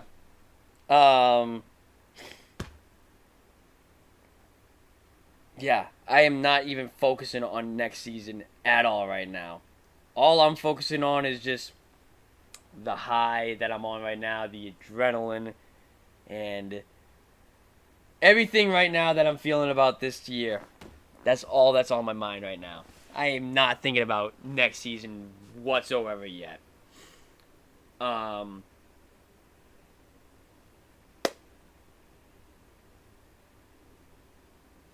Two more calls to go, and then we're out of here. Well, I'm not. I shouldn't say I'm out of here, but definitely gonna react to a couple of things. DJ, what's Well, on your mind right now? How we feeling? Good. Celtics got that banner 18. Yeah, they did. Yes, sir. 5 games. Yes, sir. It's a living, man. It's exciting I'm in a lot of emotions right now, dude. Like, Jaylen Brown final MVP. But Jason Tatum kind of deserves it because if Jason Tatum plays well, Jaylen Brown, he just played better than him in the finals, in the playoffs, I think, in my opinion. So yeah, I would agree with that. Did Jason what game for you solidified Jason Tatum to be Finals MVP? Was it Game 5 last night? you can get like your yes, I think so. Yeah. What else? Yeah, I'll let you take the floor. I do want to get into. Okay. After Mavs lost the finals, I totally think that Luka and Kyrie still have a chance in the future. I think so. Yeah, I mean, but you choose the wrong team though to play. So yeah. Boston won at the end of the day, man.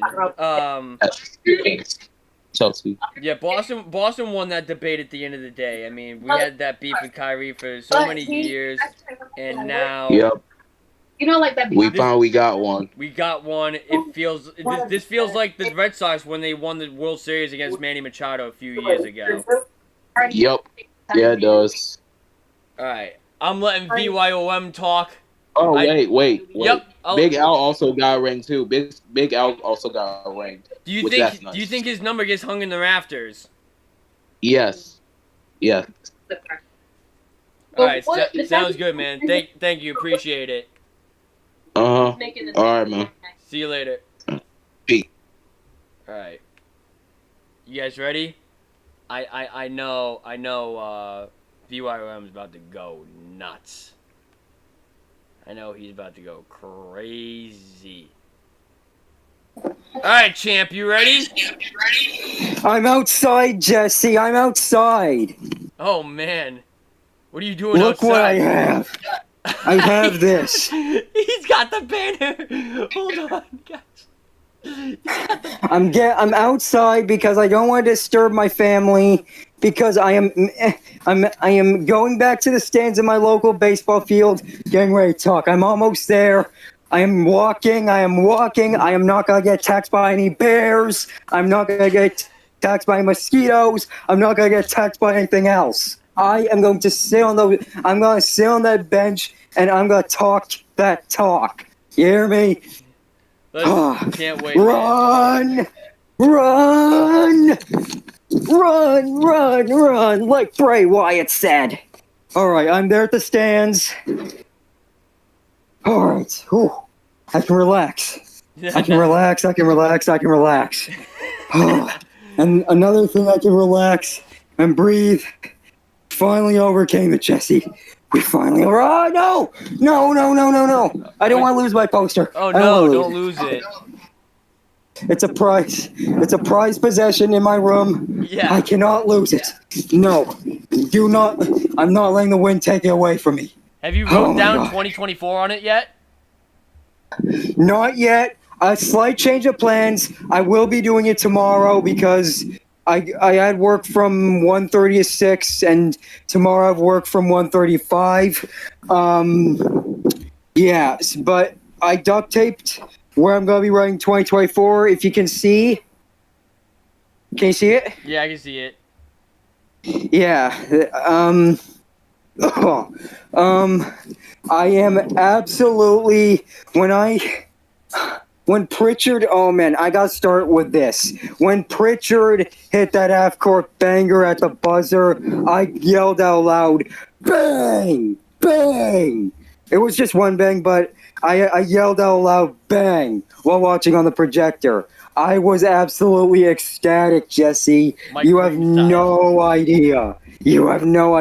This is why I'm out. This is partially why I'm outside, by the way, and plus why I'm standing next to two local baseball fields. Well, the one right near me is the local baseball field, even though all the lights are off. But hey, man. I am absolutely hyped, man. Oh my god. Holy shit. I don't want to. My emotions are so high. I was only 4 when we last won it all.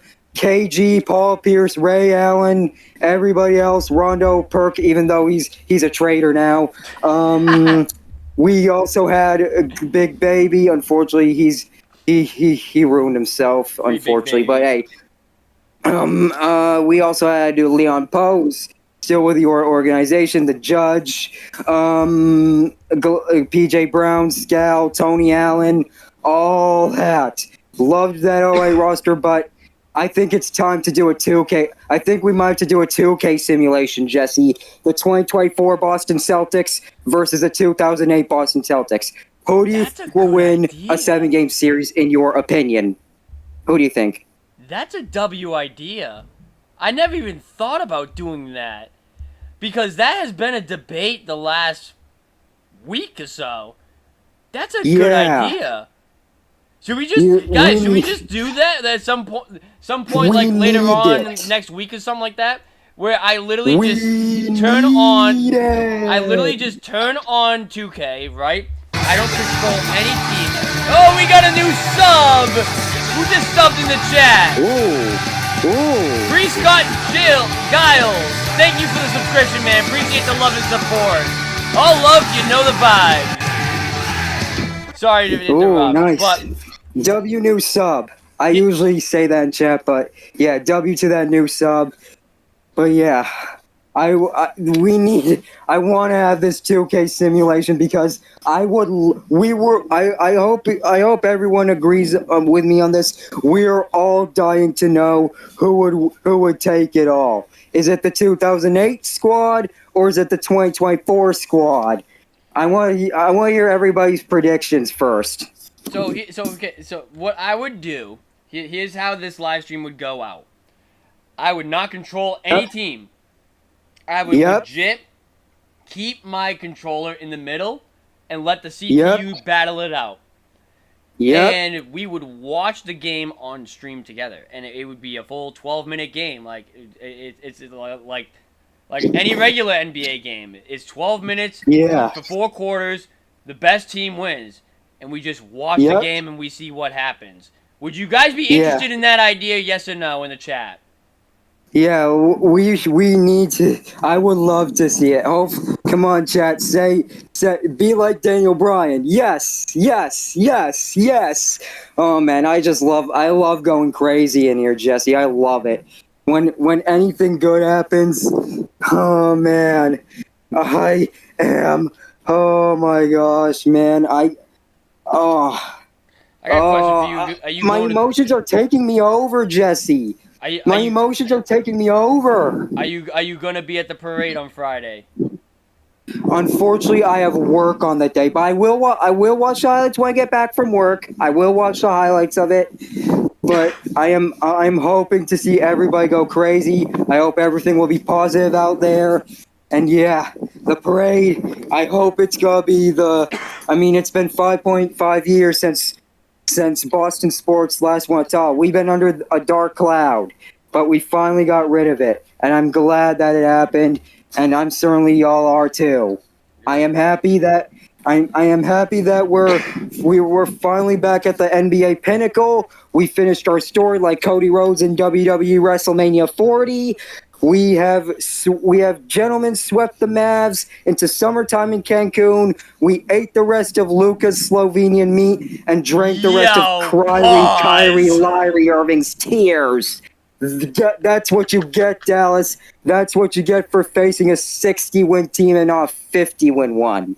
Oh, man. Do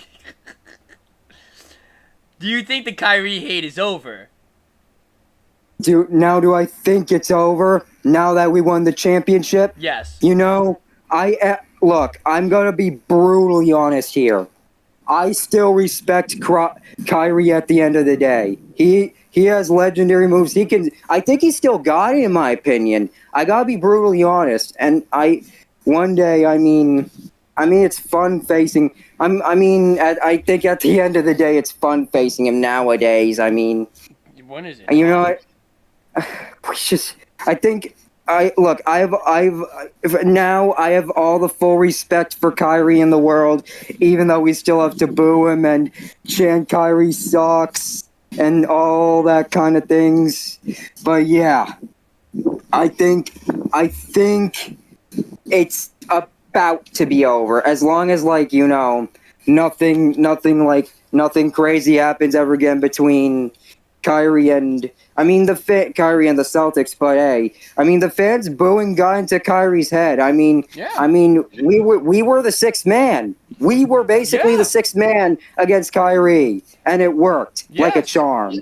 Why should fans stop booing him if it clearly gets into his head and it affects his game on the court? That just doesn't make any sense in the world. Why stop something that's working? Yeah. Yeah, if it works, then keep it going. Like I said, if I go to the rematch next year, he's getting the Mariano Rivera treatment. I might actually clap for him when he gets named in introductions, because he sold us a champion. He sold them a championship, and now he delivered on his promise to give Boston a championship. So shout out to Kyrie. Yeah, it's gonna be basically. I think it's kind of gonna be basically like the Derek Jeter treatment or the Mariano Rivera treatment, kind of that way. Baseball field right there. Even though you couldn't really see it because all the lights are off. But yeah, I'm actually walking next to my hometown's fire department building. There's an indoor basketball court that I love play. I played at before, and I would still love to play near if the doors are open. So yeah. Oh boy, I am happy, Jesse. I'm happy. Yep. Go hoop, my man. Go have some fun. I'll talk to you later. I'm gonna walk back home right now. I'm gonna enjoy the all the Twitter timeline blowing up again, and then I'm just happy, Jesse. Banner 18, we're back on top. The LA losers are back. Oh, Nate, by the way, you're a Celtics fan now. You gotta live up to that promise if you're still watching. Come on, Nate. I have you in my DMs. Hopefully you're listening. He's scared. He's scared in his boots. He's like, oh shoot! Not only did I lose on Christmas. Yes. We're demon. I guess I'm a demon to Nate, but hey, I hope that he chants "Let's go Celtics" from now on, because I made the bet against Nate. I won both bets because of the Christmas bet that I won earlier against Nate. He's gonna have to buy a Bill Russell jersey because of that, and yeah. I'm happy, Jesse. I'm happy. I'm gonna go back home. I'm gonna get hyped inside. I don't want to disturb my parents too much because they're kind of worried for me. But hey, I'll live. Don't worry, chat. I'll live. I won't get attacked by bears. I won't get attacked by anything else. I still have my poster tomorrow. My first ever YouTube video is going up. 2024. It's going to be here. It's going to be on here, ladies, gentlemen, boys, and girls. You're going to witness it as long as my balance is kept on foot. And then, yeah, we are going to celebrate on Friday, even though I have work. And, yeah, let's go Celtics, baby. Let's go! Yeah, appreciate you, man. Thank you, Jesse. Here you go. All right, let me walk back home now. All righty, see you, man. Oh, my gosh. All right.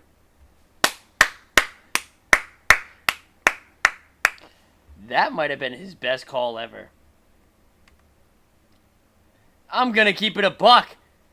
That might have been his best call ever. But here's the thing, though. We just went from the best call ever. You know what we're about to go see? We're about to go see the best recap ever.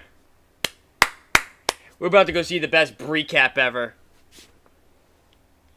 I have not watched a single clip of her recap yet. Nope. I have not seen it. I wanted to wait for this live stream to watch it.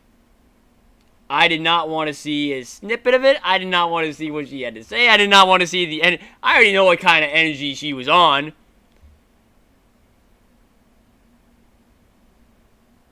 Oh, the thumbnail is a freaking W. Let me text her. Let me get her in here. I wish I could call her up and say what up.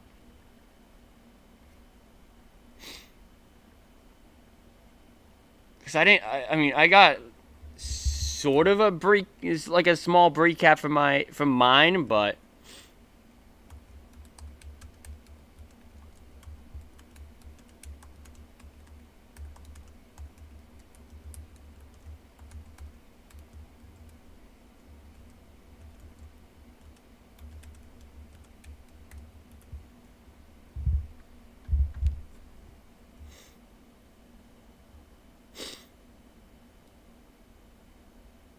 No, where's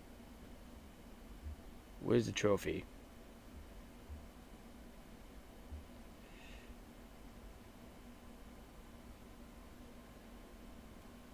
Where is this thing I'm looking for?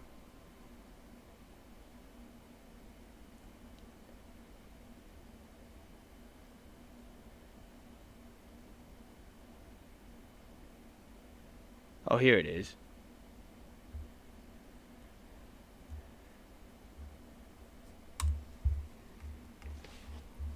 There we go.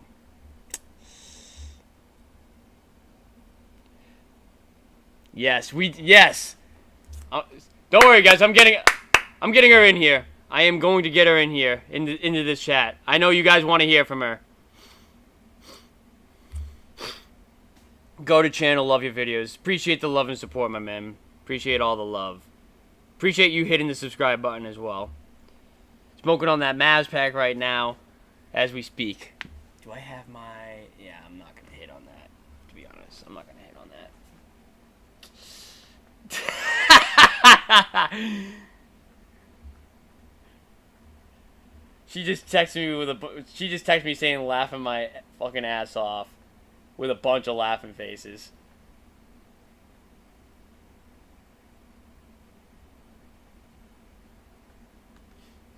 Yeah, you are him, man. That was like one of the greatest calls you've ever done. That might have been the greatest call you've ever done. Dude, the thumbnail is great. The thumbnail is it is perfect. It is like top notch. Hey, look who's here, everyone! Look who's in chat!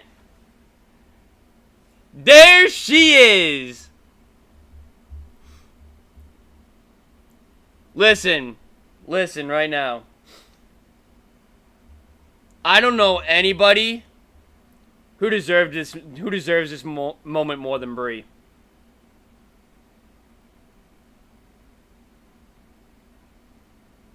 I mean, I know GRD, but like...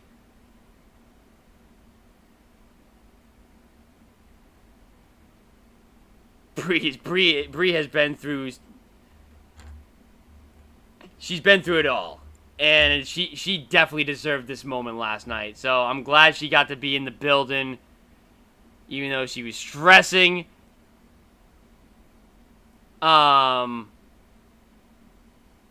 She tossed the confetti. I should have came down. Everybody didn't know what the hell they were doing.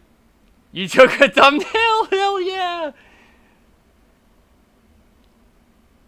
Ben, you could have just got me some footage while I was going through my madness last night. Yeah, damn. Why didn't I text you now thinking about it?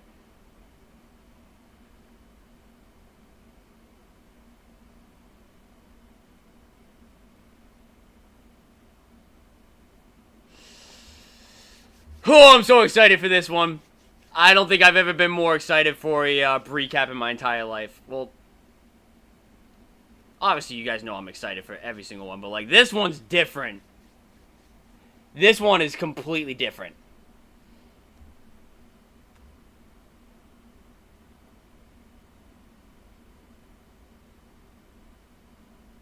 Yeah, I didn't think though. I was trying to get myself situated.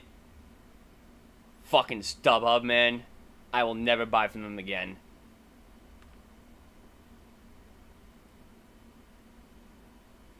Yeah, yeah.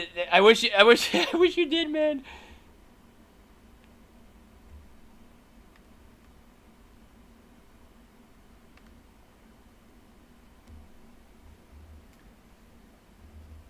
Man, that smile is priceless. It is priceless. You can't put a price tag on that. That's genuine. That's a genuine smile right there. You don't even like you don't even have to watch this video here. You can just see how much this moment meant to her.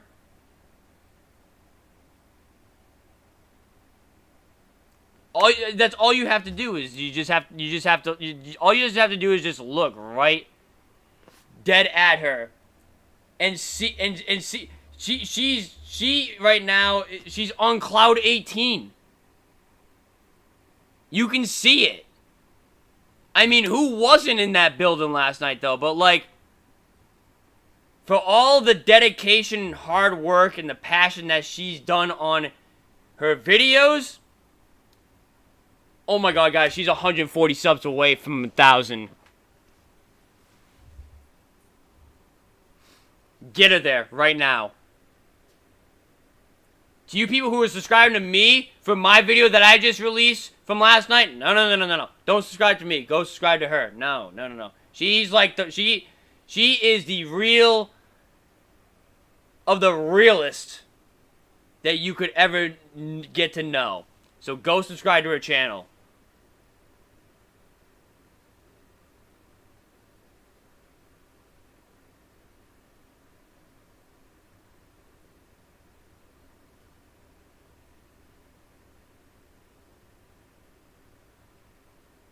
But she loves this team. She has passion for her work, her content, everything that she does on social media. She's done a lot for the community.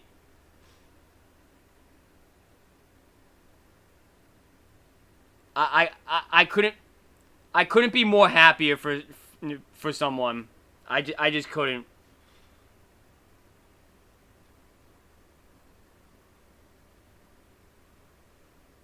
I got to talk to her a little bit after the game last night, too. Like, damn.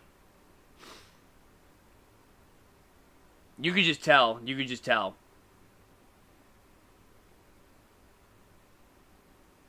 I've been getting a lot of comments my way.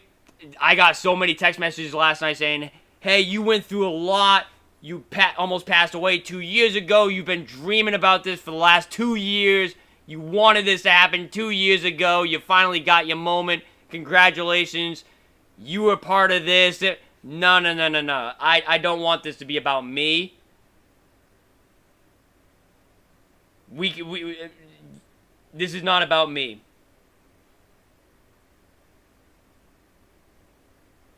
This is her moment. This is her moment. I think I'm still in shock. Celtics won this game 106-88. 18 points. Largest lead was 26. You are looking at your 2024 NBA champions. Celtics got banner 18 before the Lakers. And speaking of people we hate, Kyrie was 1-14 in the last 15 games against the Celtics. He had never won in the Garden. He dapped up everybody and left crying to Cancun. We love to fucking see it. Get the fuck out of my Garden. See, he's holding my opponent to no fucks given. 0 fucks given. Yeah, you shook our hands. You gave us our respect. Nah, get the fuck out of here. None. 0. 0 fucks given. Don't play Mr. Nice Guy now. Oh, that's hilarious.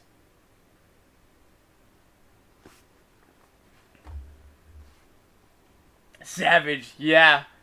Absolute savage.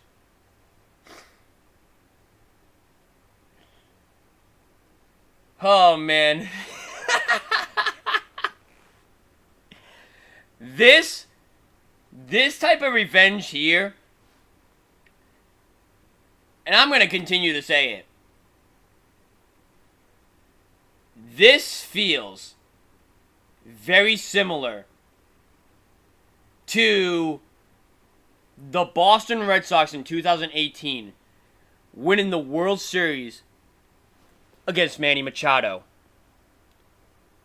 Or as I called him back in the day when I was the diest of the diehard Red Sox fans, Muchacho! Right? They've been waiting for the longest time to get that revenge on the most hated person in the city of Boston. And when that time came around, they smelt blood in the water. Well, this is the ultimate of the ultimate revenge for the Boston Celtics. You can't get much more revenge than this. Denying him a chance of a ring. Taking it from his heart. And they didn't just beat them. No. They blew them. They blew them out. 3 of the 4 games they won. They pretty much made sure, like, okay, you guys are getting 0 chance of winning this. I don't want to hear they lost game 4. It is clear as day now that they lost that game 4 on purpose. They just wanted to do it at home. That's as simple as that. They didn't want to win it in Dallas. Like, that's boring. Winning it on the road is boring. Yeah, you make them waste their money or whatever, but like, that's no fun. Like,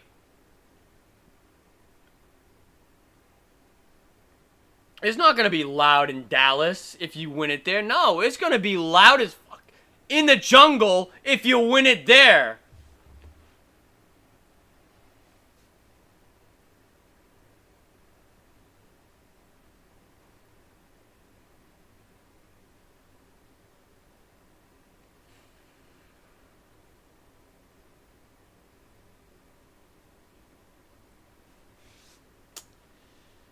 The ultimate of the ultimate revenge.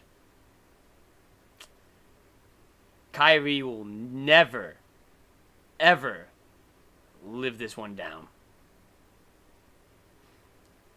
Thanks, man. You kept your promise. You delivered a championship to Boston. You sold Dallas of a championship. You played horrid your 3 games here this series. Averaged 28 points in Dallas this series, but you only averaged 14 in Boston. Thank you. Much appreciated. I did 3 NBA Finals games. All those games were fucking worth it. Expensive as shit, but it was absolutely worth it. I would do it all over again. Thank you, Kyrie. I can't believe I'm saying this, but I appreciate you. Under 100 points for the 26th time this season. The 11th game in the playoffs alone, and 4 out of the 5 games against the Mavericks, they held them to under 100. I fucking told you, they blew that game on purpose to win it here, and it was the best thing. Okay, you know what? This isn't a drink or whatever. This is water. That's one for Brooklyn. That's one for Milwaukee. Pouring out for the 2 of them. We appreciate ya. I've ever seen in my entire life. Tatum was too shy of a triple-double. 31, 8, and 11. He did not get MVP. It went to Jalen. Throw it down. Brown, worth all that money. Read it and weep. He fucking won both Eastern Conference Finals and NBA Finals MVP trophies. So that money was worth it, baby. Tell all the haters to kiss your fucking ass. It was 21, 8, and 6. Holiday was 15 and 11. Derek D. Daddy, Block Daddy, Ball Daddy, Does It All Daddy, Chip Tooth Daddy, and is now an NBA champion. Daddy White, 14 and 8. Hey! You gotta add the daddy nickname for Jason Tatum now.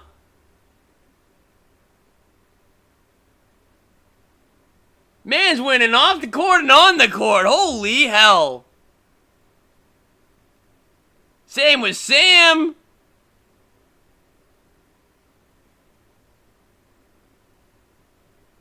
Oh, a good nickname would have been, got his tooth chipped Daddy White.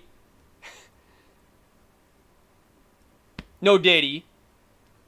Just giving a suggestion for a nickname here, guys. Relax. I'm not calling him that. I'm just saying, I'm just giving a suggestion for a nickname here.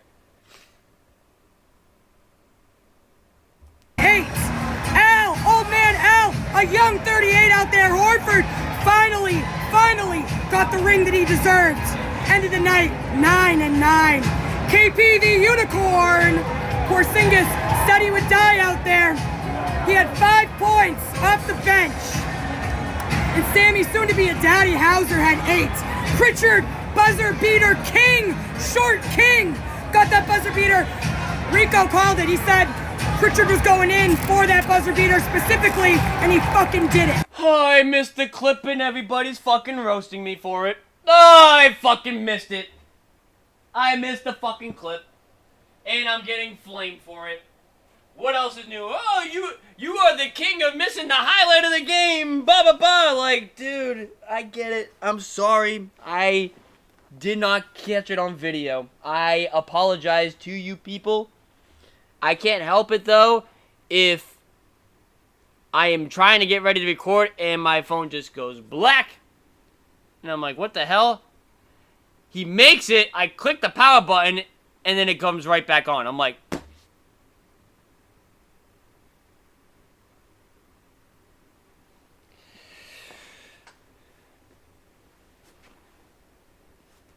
but I knew it was going in too. I was trying. If you ask Ben, I was trying to pull it out. No Diddy. Pause. The camera, not. You know what I mean. Guys.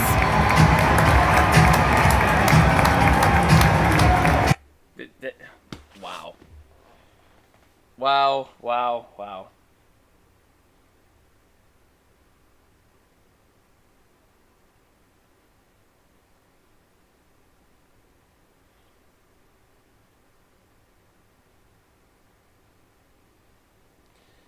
Deep breath, Bree.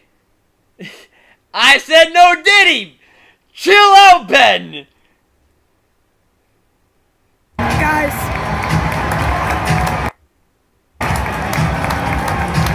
Yep. Yeah. Trust me, that was me upstairs also.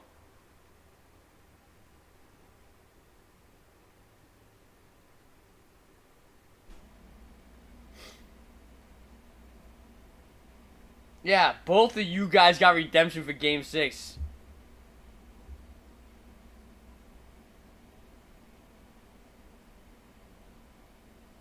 Like, here's my thing, okay?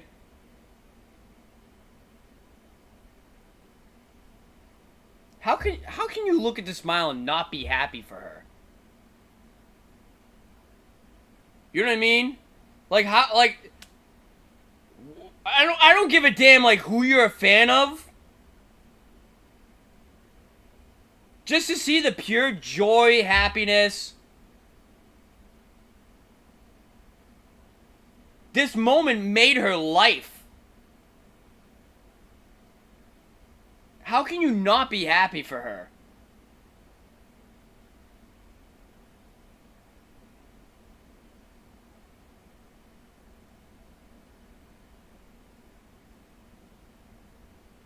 This is like the pure of the purest emotions that you can get.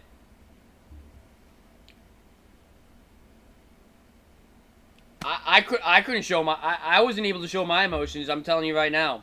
I had tears going down my eye. I had tears going down my face.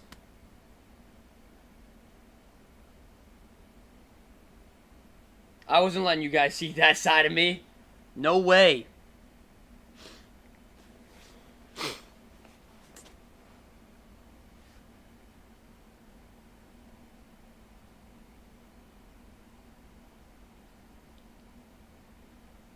You see somebody who's going through the emotions like this, all you would just want to do is just give them a hug. That's all you want to do. And just tell them, you deserve this. You deserve this moment. That's all you want to do.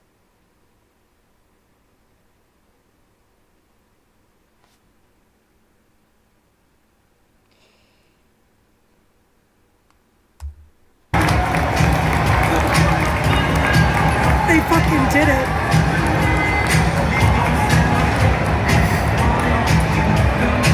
We've been waiting so long for this. Listen, I couldn't show that side of me.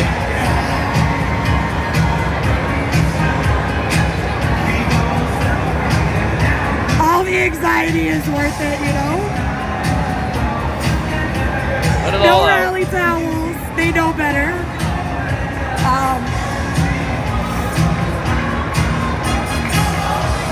I'm just so proud of them. I'm so happy for them. We're going back to back. Book the fucking duck boat. And, We're going back to back. I love the energy. Hey, man.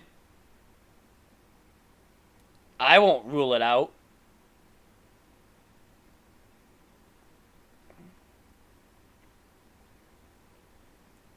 We fucking did this without Kristaps Porzingis for the most part. I mean, we had Porzingis for game 1, Porzingis for game 1, 2, part of 3 of the first round.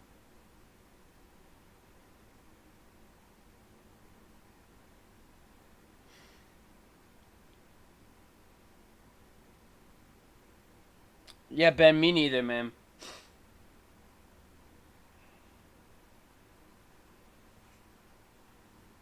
Yeah, I haven't had me cried in a long time either, man.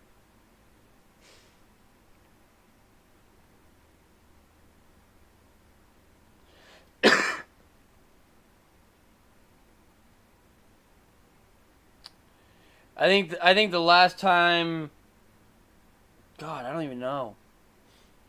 I really couldn't get out my emotions for when I got out of surgery. But, like, when I heard that, like, it was successful and it went well and everything else.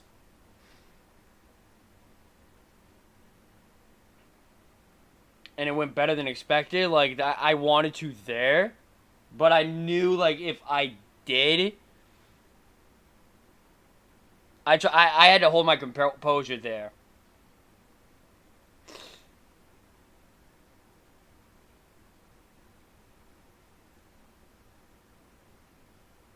Maybe when they made it to the finals in 2022, that's when, like, the last time. Because ever since I almost passed away because of my situation, I had to get that surgery or else wouldn't be here right now.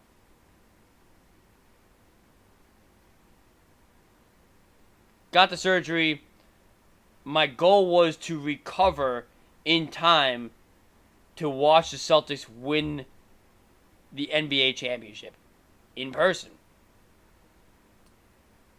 Be at a finals game, witness them win a championship. That was like the number one thing. Because the game before my surgery was Jason Tatum's buzzer beater against Kyrie. We got a new sub in here! Joseph Franzosa. Thank you for the subscription, man. Appreciate the love and support. All love, you know the vibe. So, yeah, last game that I went to before my surgery was the Jason Tatum buzzer beater. And that's when, like, the diehard of the most diehard in me for the Celtics started to show. That moment there, I was like, okay, That was special.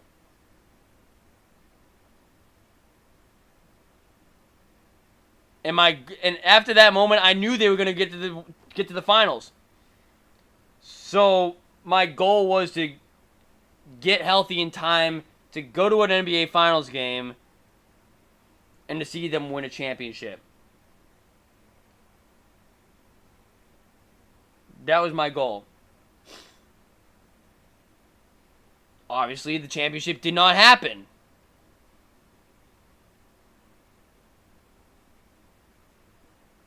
So ever since that moment, I've waited 2 years to get what I really wanted after my surgery. Waited 2 years. It was a roller coaster 2 years.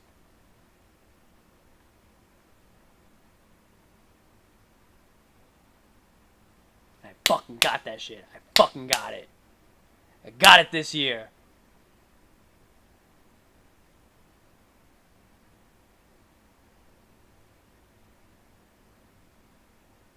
So imagine,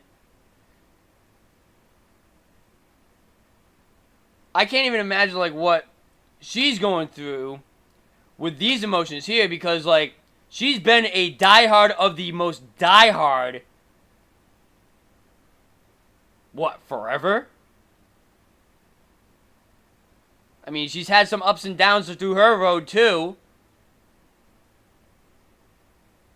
She deserves this.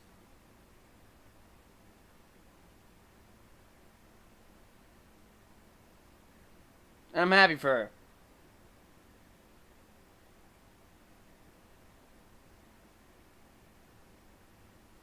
How could you not be happy for her? She deserves this shit. Banner 18, check. Banner 19, loading. Hey! It's time to get Banner.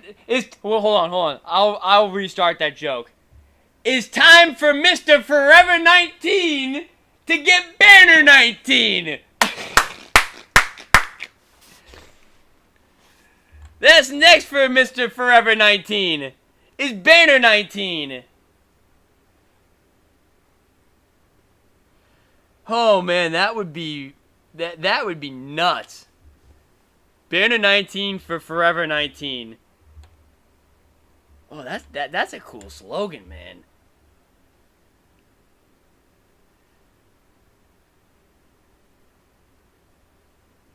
Hashtag Scotty's channel with the 5. Thank you, Scotty, for the 5. Appreciate the love and support, my friend. All love, you know the vibes. Go Celtics. Banner 18. Hell yeah. Celtics are the balls! Appreciate you, Scotty. Appreciate the $5. So weird. It's going to be so weird saying the road to Banner 19. It's going to feel so weird. I'll get used to it. No problem. This is just fucking amazing.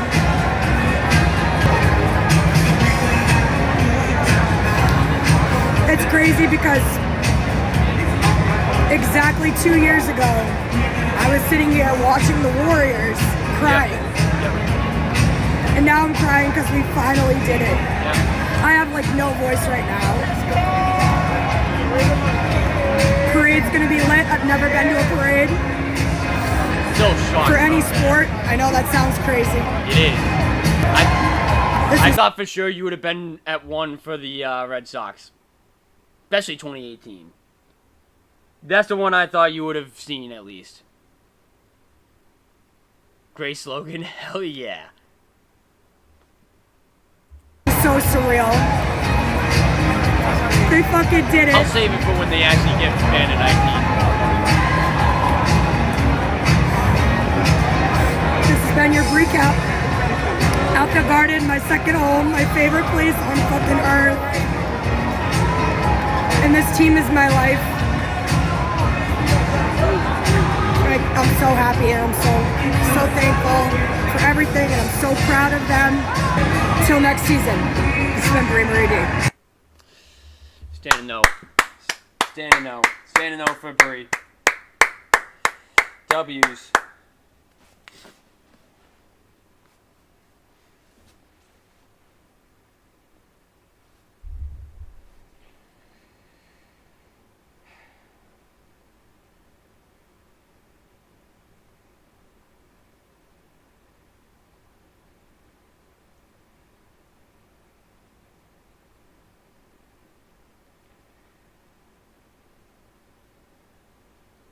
Just worked so much that the only parade I'd take off for is Celtics.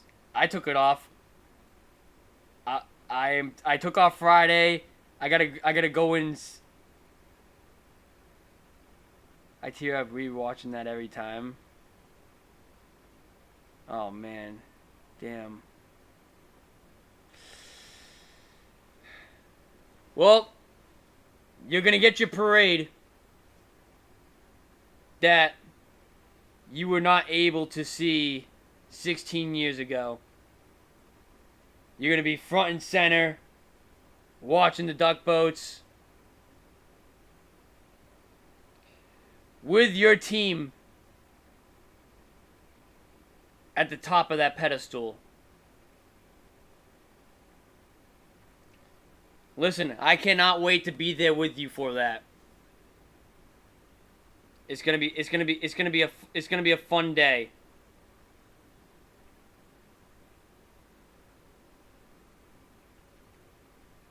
Listen, I'll bring the shots. I will bring the shots.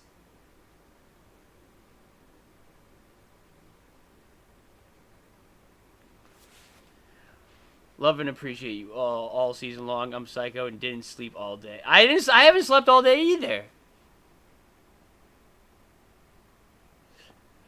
I'm psycho. I didn't sleep all day and went to pro shop. Came home, fell asleep at 10 a.m. Woke up 4 p.m. You know, hey, I've been up for the past, geez, how long now? I've been up for a while though. I'll tell you that. Listen though, Bree, before you go, we need.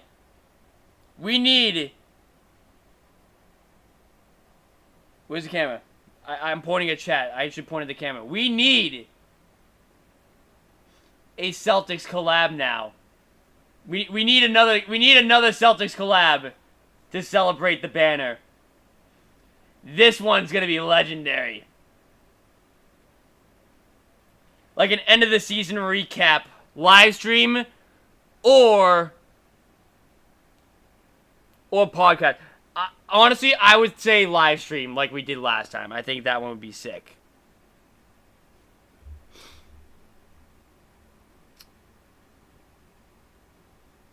But yeah, go grab your newspaper though.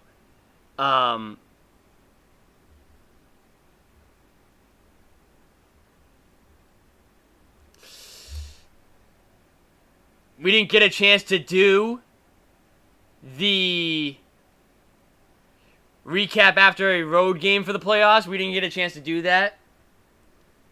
So I think it's only right that we have to do a collab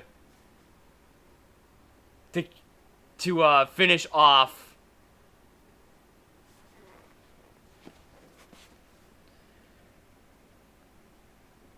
the season.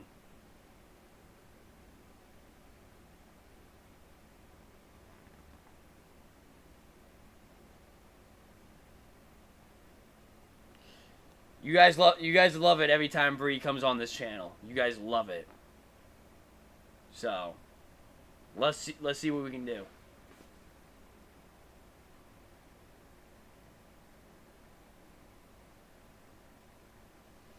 No doubt in my mind she will come on here. No doubt in my mind.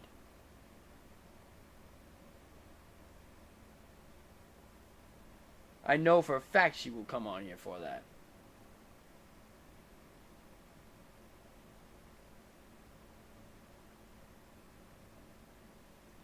Yeah, this one though, we need it. We need this. This is like the peak of the peak.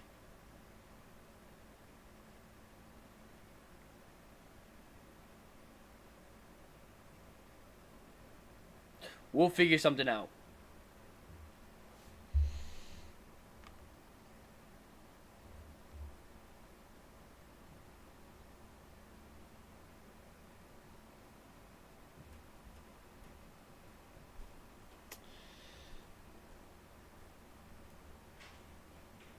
Yep.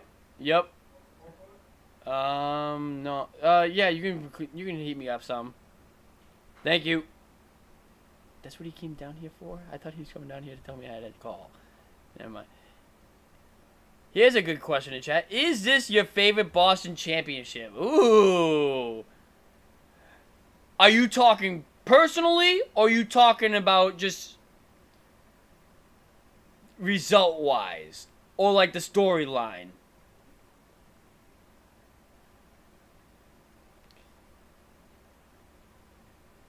Boston needed this big time. We needed the Celtics championship. We needed it 2 years ago.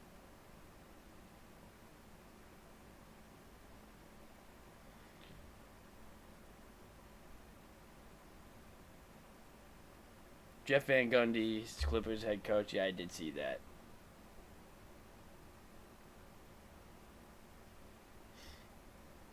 But yeah, anyone want to clip this part? Be my guest. We need, and by we, I mean you people in the chat, we need a recap live stream collaboration with Bree to recap the entire season of Banner 18. We need it. We didn't get the chance to do a collab for a road playoff game like she wanted to originally, but hey, some things happen for a reason, and I think it didn't work out then for us to be able to have this moment here.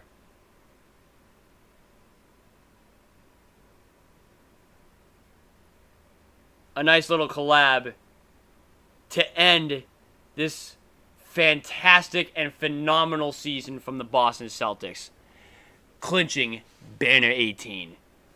I think it needs to happen.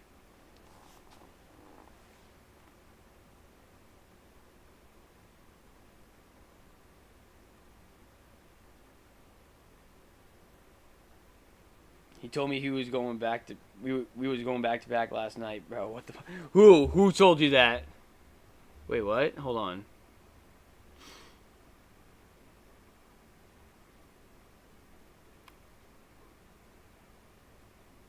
Who told you we were going back to back last night?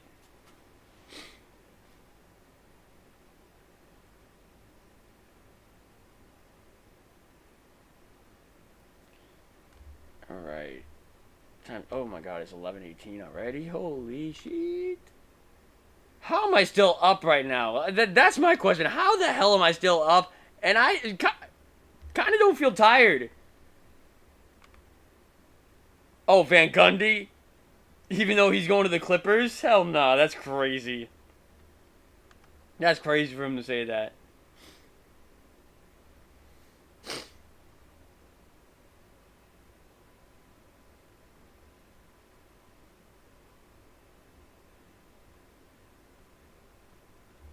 Oh my god, my Celtics video is already at 8,000? What the fuck? Holy shit!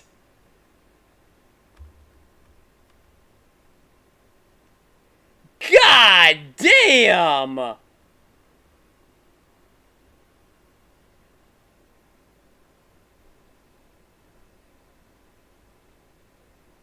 I knew it was gonna pop off, but not like that! It ain't gonna hit 100K like I was hoping it would. If I sat in the loads all game, it would have hit 100. But I sold that. Yeah, right now it says first 7 hours, 19 minutes compared to your typical performances. Views, 10.4 thousand. So right now, it's doing really freaking good.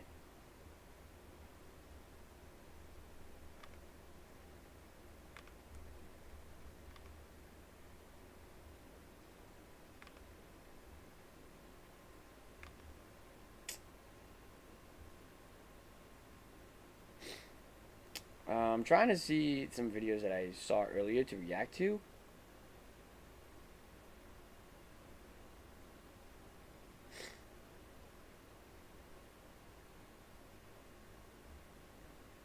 Oh, I know what I'm gonna do. I know what I want to react to. I will react to. Let's do this guy first. Oh yeah. Oh yeah. We need to hear from this guy. What if I can't make it to the game because of a babysitter issue? SeatGeek swaps will actually give you credit back on your ticket. Wow. As the top player. Alright guys, I just want to start this video by giving a shout out, you know, to the Boston Celtics. Nigga looking ass, boy. Looking ass. You mad, boy?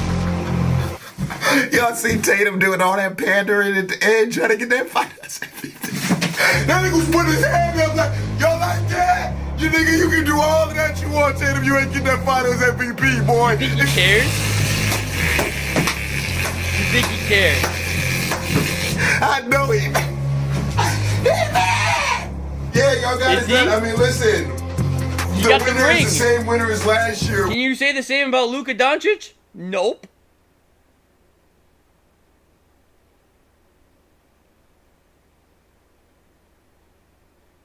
I ain't gonna cap, Mr. Bandwagon. I thought you were a LeBron guy. Fuck you doing wearing a Dallas shirt for? Ugly ass. Stupid ass. You support Mr. Tubby,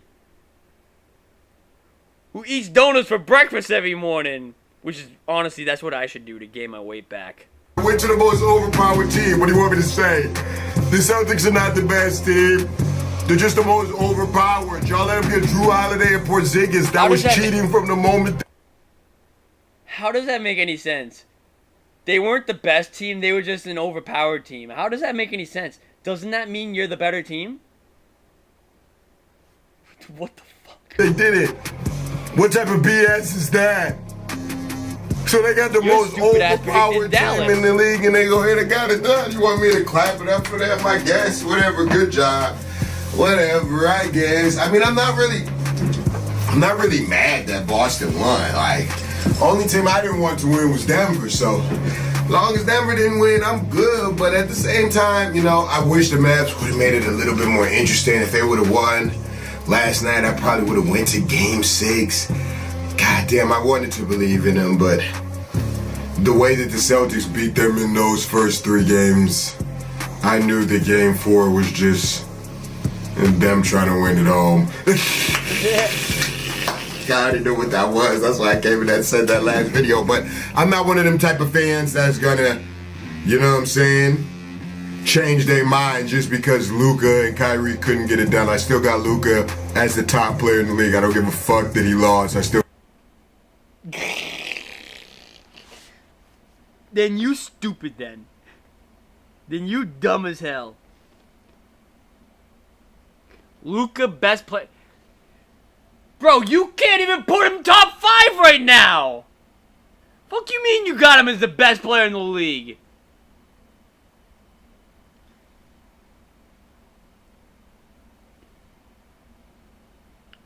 You can't put Luka in the top 5.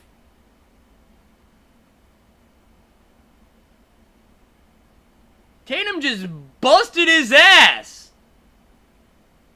And Jaylen Brown busted his ass.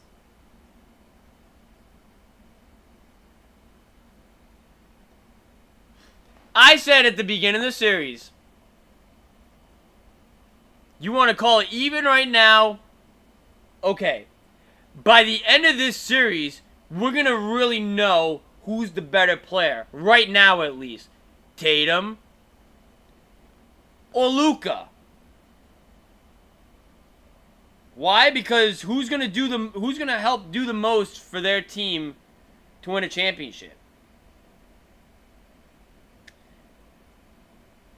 Tatum did much more to help his team win than Luka Doncic did.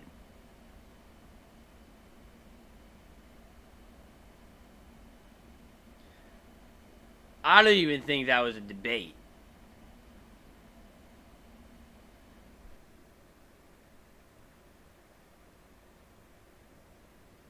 And who came out on top? Oh, wait, that's right. That would be Jason Tatum.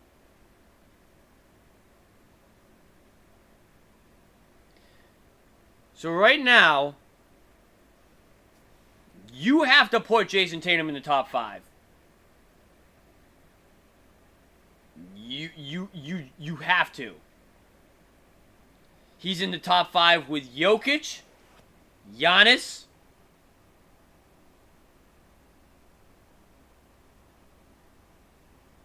I don't know, man. Steph took a dip this year. Jokic, Giannis.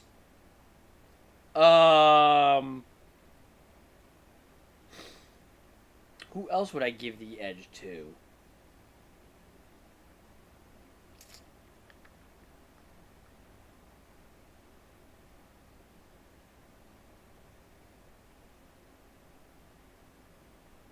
Trying to think off the top of my head. Give me a second though. Give me a second. Fuck, who would you put in this top 5 list? I mean, I guess you could put Steph, but like last year was not that great for him.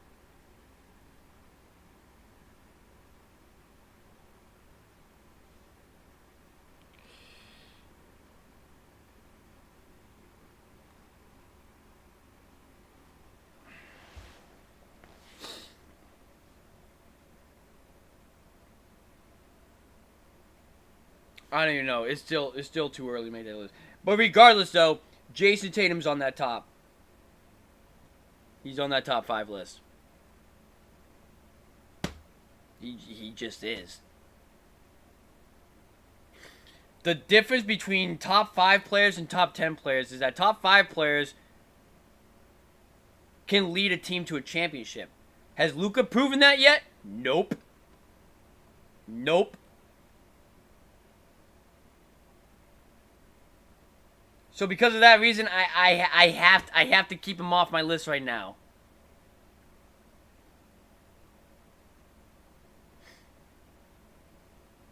So I mean, I guess by that logic, I just said you could put Stephen Curry on that list. Fuck, if you really want to put LeBron on that list, okay. I wouldn't disagree with you on that.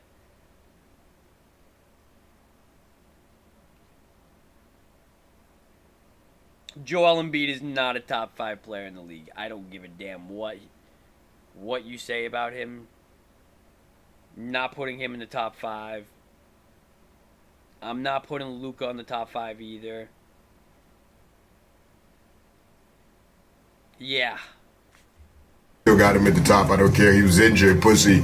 He was injured the whole playoffs. He was injured. Tatum wasn't injured. Brown wasn't injured. He was injured. Porzingis was injured, you dope.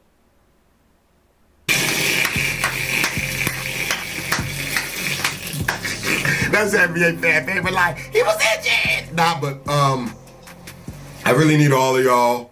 I know the season is over. Now there's only baseball. But regardless of that, I really need y'all. As many of y'all as possible. Just one time. Just go on Underdog, download the app, or go on the website. Promo code Clark for me just one time. The season's over. Yeah, you're trying to, right? I'm not gonna have as many opportunities to get my promotion and promo shit off. Listen, man, I get what you're doing. You're trying to recover from your losses from the NBA Finals from Underdog. It's all good, man. Get your That's bread. why I'm doing this dramatic ass shit right now. Please, I need as many of y'all as possible. Just one time, and then I'll never ask again. Just one time. Just one time. If you just go over it. Neither one of them really had a good game. I knew that was going to happen. That's why I bet the assists were smacked, by the way, but Tatum went off. What is this cap ass shit? Oh, hell no. PJ Washington, 4 points in 34 minutes. That's not going to get it done. Daniel Gafford only played 11 minutes. I don't know how Luka finished with 28. He was off the entire game. Yeah. So was Kyrie. Derek Lively, 2 points. Good Lord. Josh Green, my homie Josh Green, he was out there hustling. I got to give it to him. Tim Hardaway made $18 million or some shit this year and to do a goddamn thing. That's good finesse. Good finesse. Yeah, Tatum tried to do his little ball hog thing at the end and thought it was going to be enough to push him over, but I feel like Jaylen Brown was the more consistent player through all the games. I would agree with that.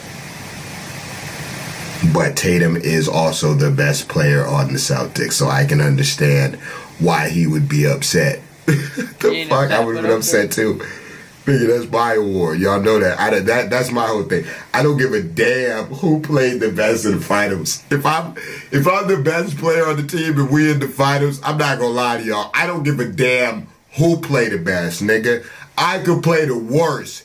If everybody know I'm the best player on the team, if I got us to the finals more than anybody, I could come to the finals and flop. That shit better still go to me.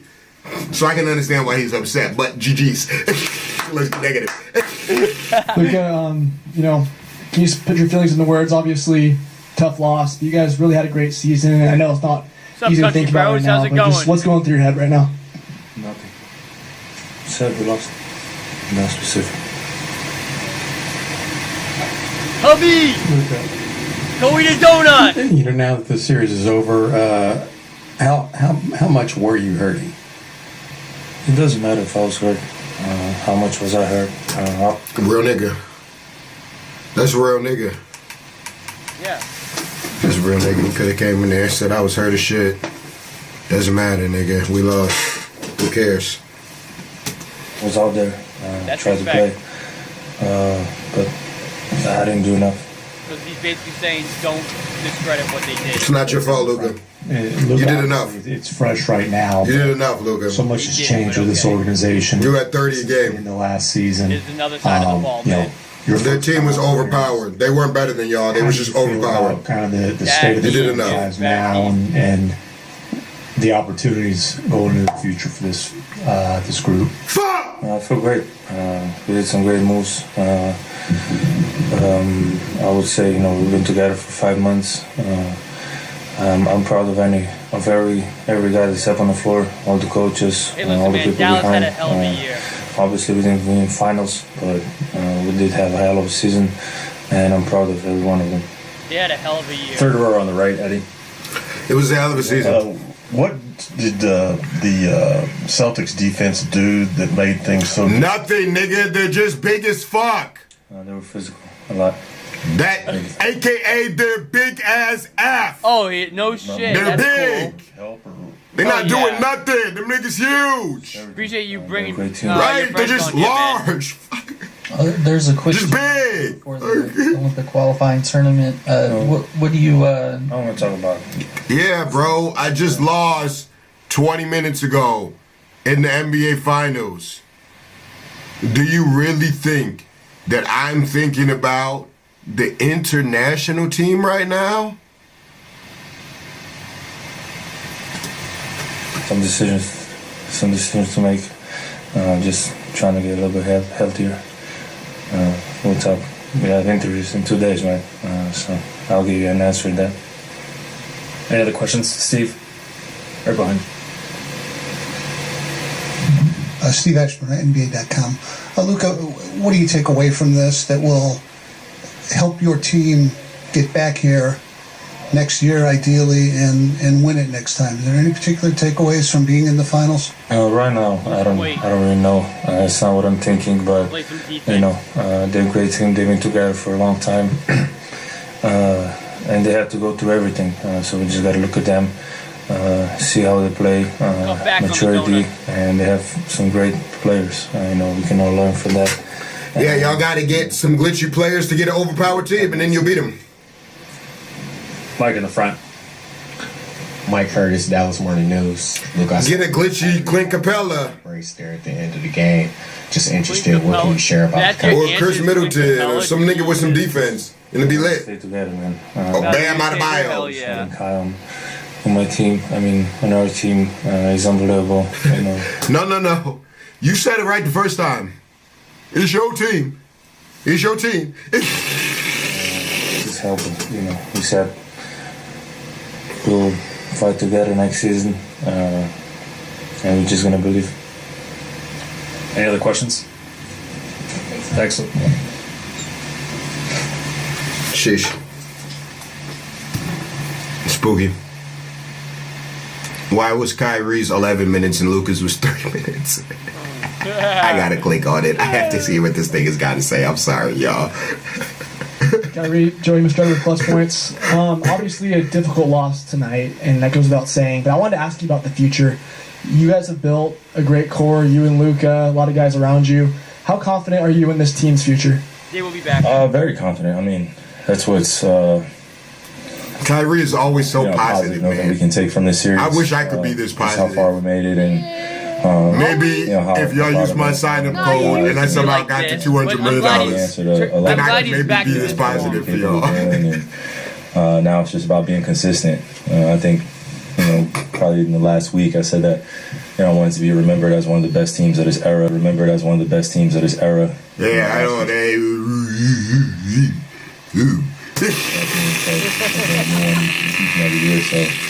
I see Good luck with that, Brody. Hey, I'm wishing you the best. Shit, I'm trying to be remembered as one of the best niggas in this era, too. It's like a regular thing for us, and we're competing for championships. And they laugh at me, too.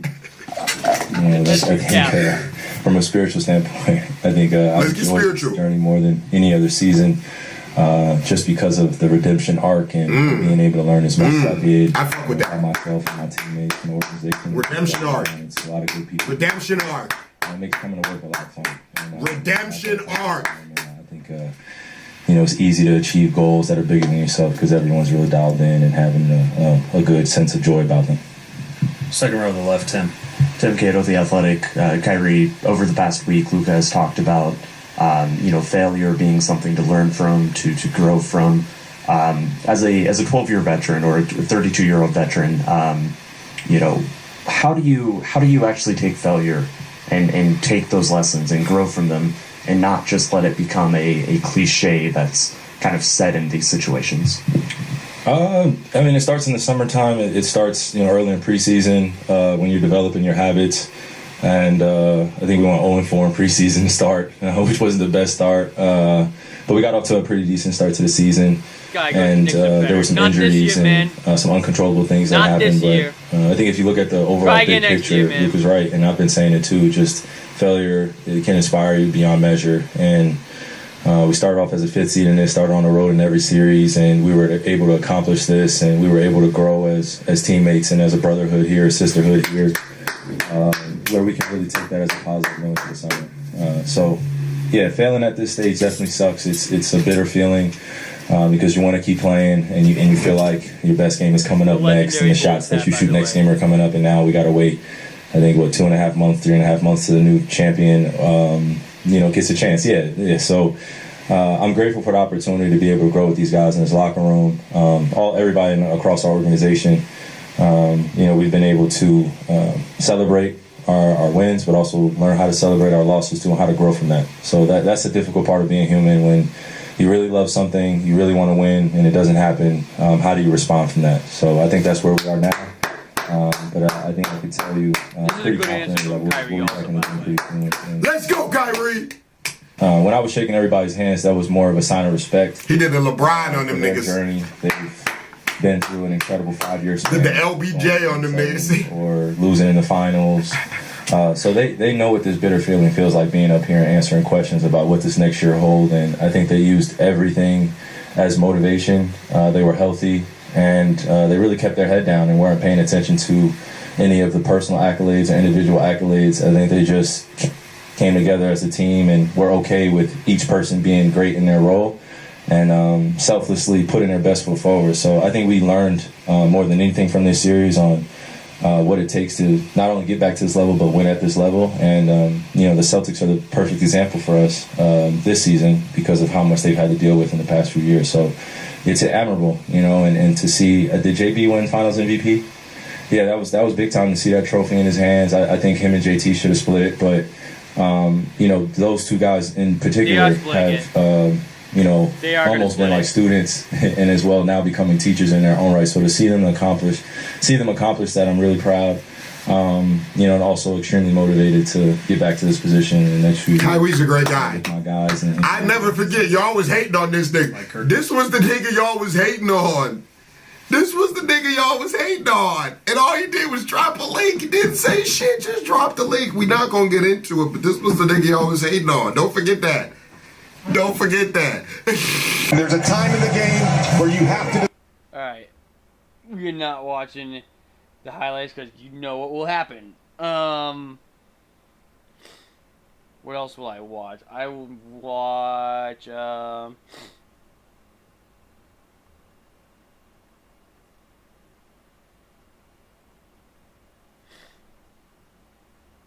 Still in shock. I love this team. Me too, man. I love this team also. I love them too.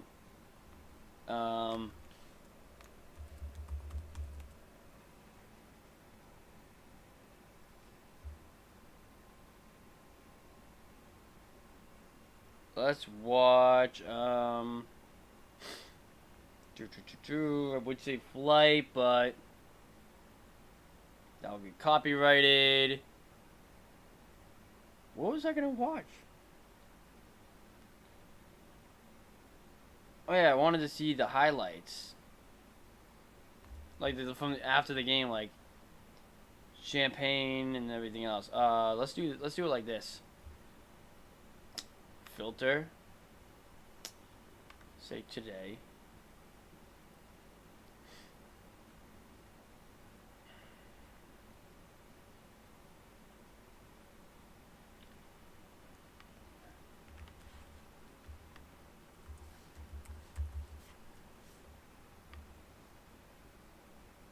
Any new? Oh yeah, there is a new UD, but like, I think we'll save the UD for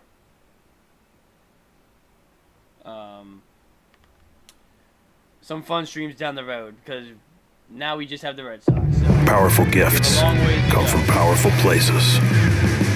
Jefferson's Ocean.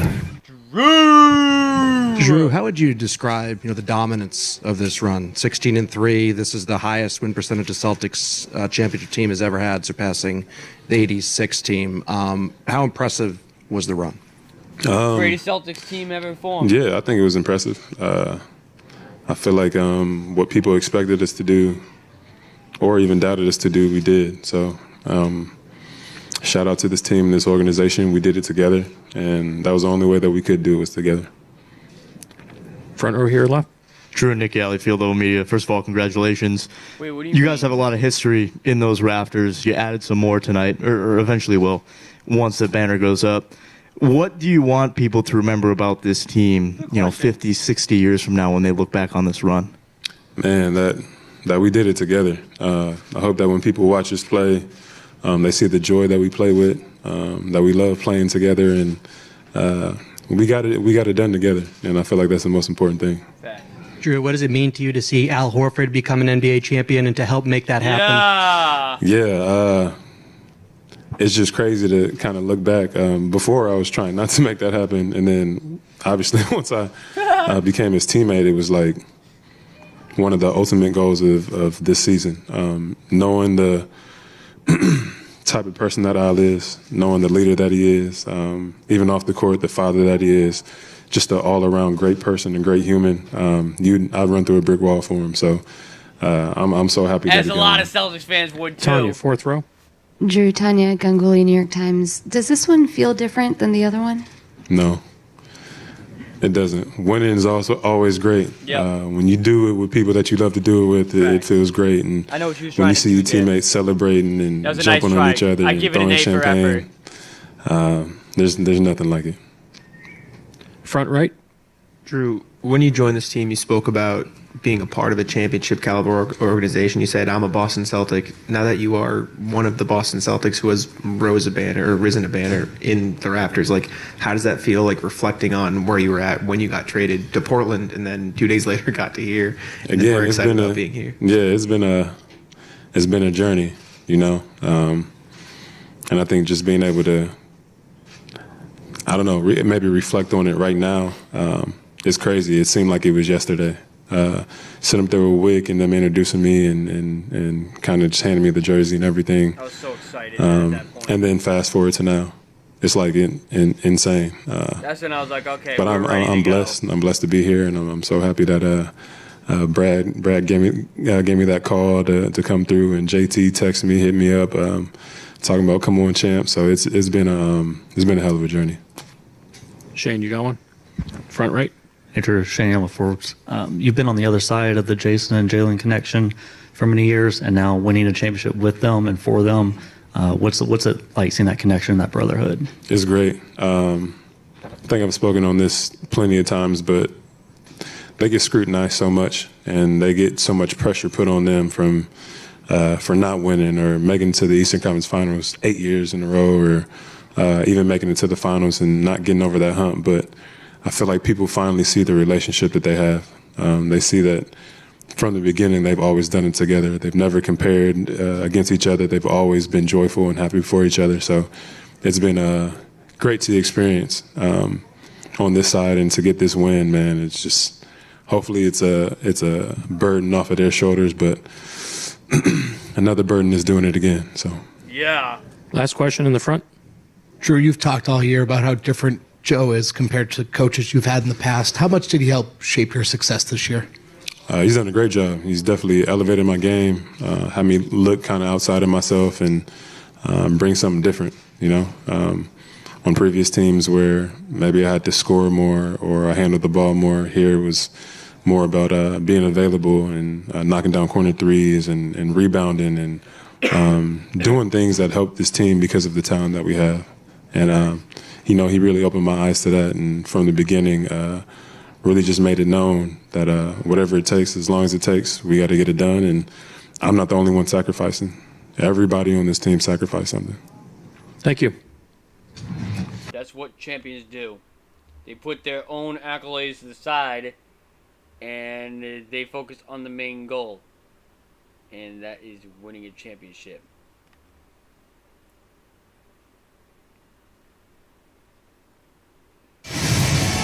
Make memories with Get Your Guide. Unforgettable travel experiences. The fastest run from home to first? 3.3 seconds. And you can...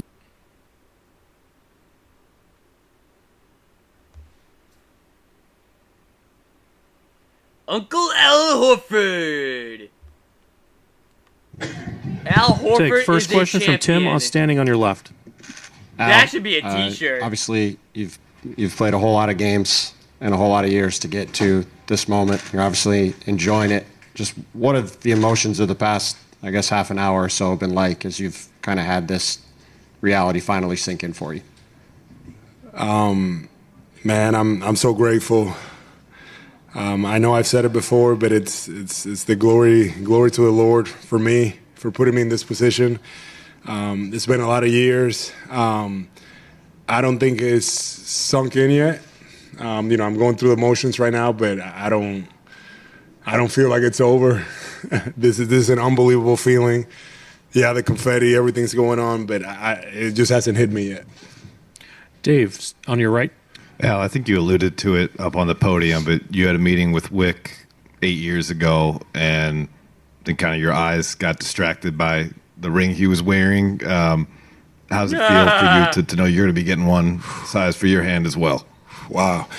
It was crazy because during free agency meetings in 2016, my agent and I, Jason Glushan, we were both sitting in the meeting, and we just kept looking at this enormous ring in Wick's hand, and we were just and we both after the meeting were like, did you notice that? Like it was just, that was the attention, and it's like, man, I never forget what Danny Ainge told me in that meeting. He said, you can win championships in many places, but there's nothing like winning in Boston and nothing like winning as a Celtic. And that stuck with me from that meeting. And I was like, man, like I'm trying to be great, and that's what I want. And the fact that it has happened, JT, JB stepping up in a big way and leading us, it's special. Jay, standing in the back. How did Joe impact this group and help take you to the next level? And then what did he show you kind of getting through the difficulty of how last season ended and then coming back probably a better coach? Yeah, no question. You know, we all know Joe was thrown into the fire last year, and I felt like he did the best he could. Yes. But I just think this year everything was different when we came in for workouts before training camp. He really, I felt like, put a sprint on everything, how he wanted it to be, how he wanted us to work, how he wanted us to carry ourselves, how determined he wanted us to be. And it started from there. That energy that he had translated to the assistant coaches, to us, to the training staff, everybody. And we just kind of follow suit. And I feel like this type of team is Joe Mazzulla ball. You know, it's defending, being gritty, on offense, being able to everybody be a threat on the court at the same time. And everything that he wanted to do, he was able to accomplish. He always knew when to push the buttons. He's hard.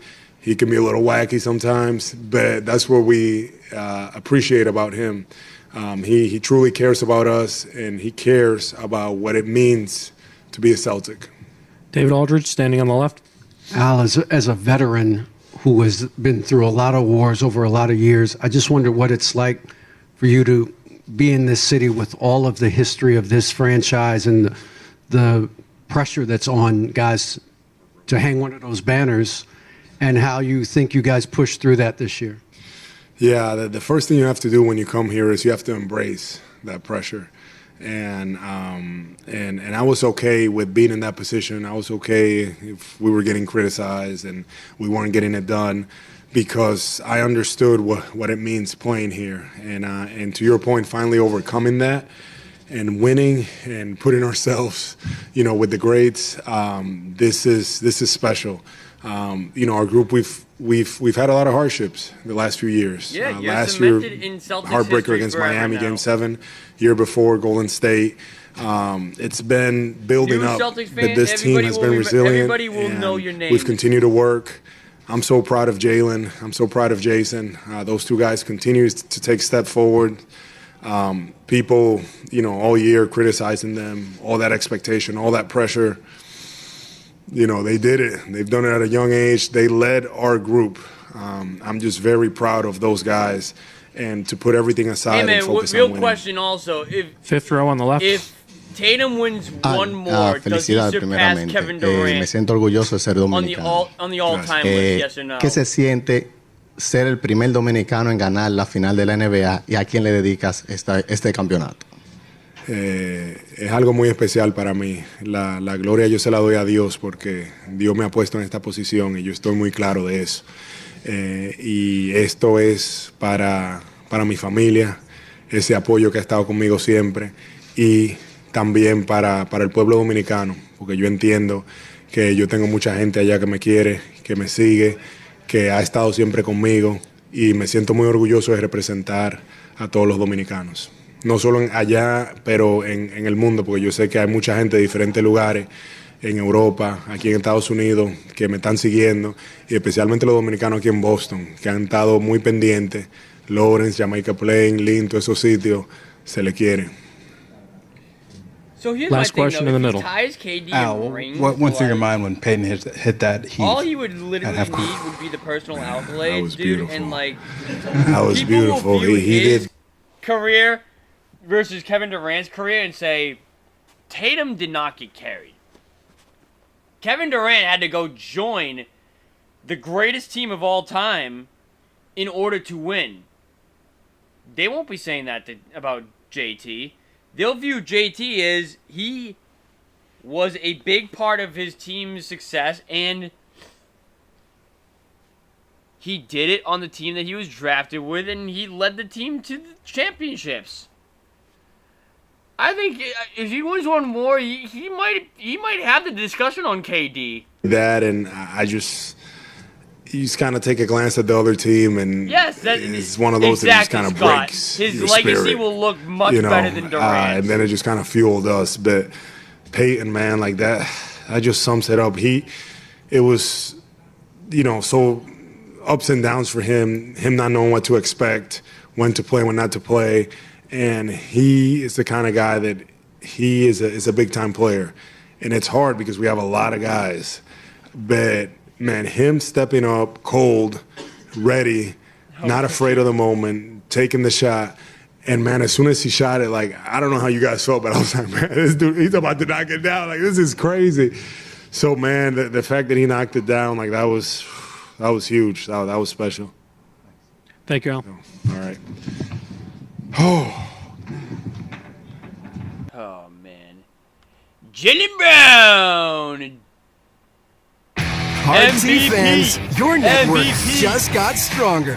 7V is finally here with Voodoo Ranger. I don't get here Tatum on the second hate. row on the left. He's going to be a Celtics legend. He already is. Jalen, knowing what already is Bill a Russell Celtics legend. meant to you, and we got JT next.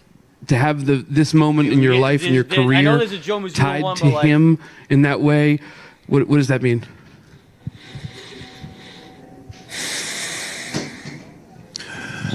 To be honest, I can't even put it into words.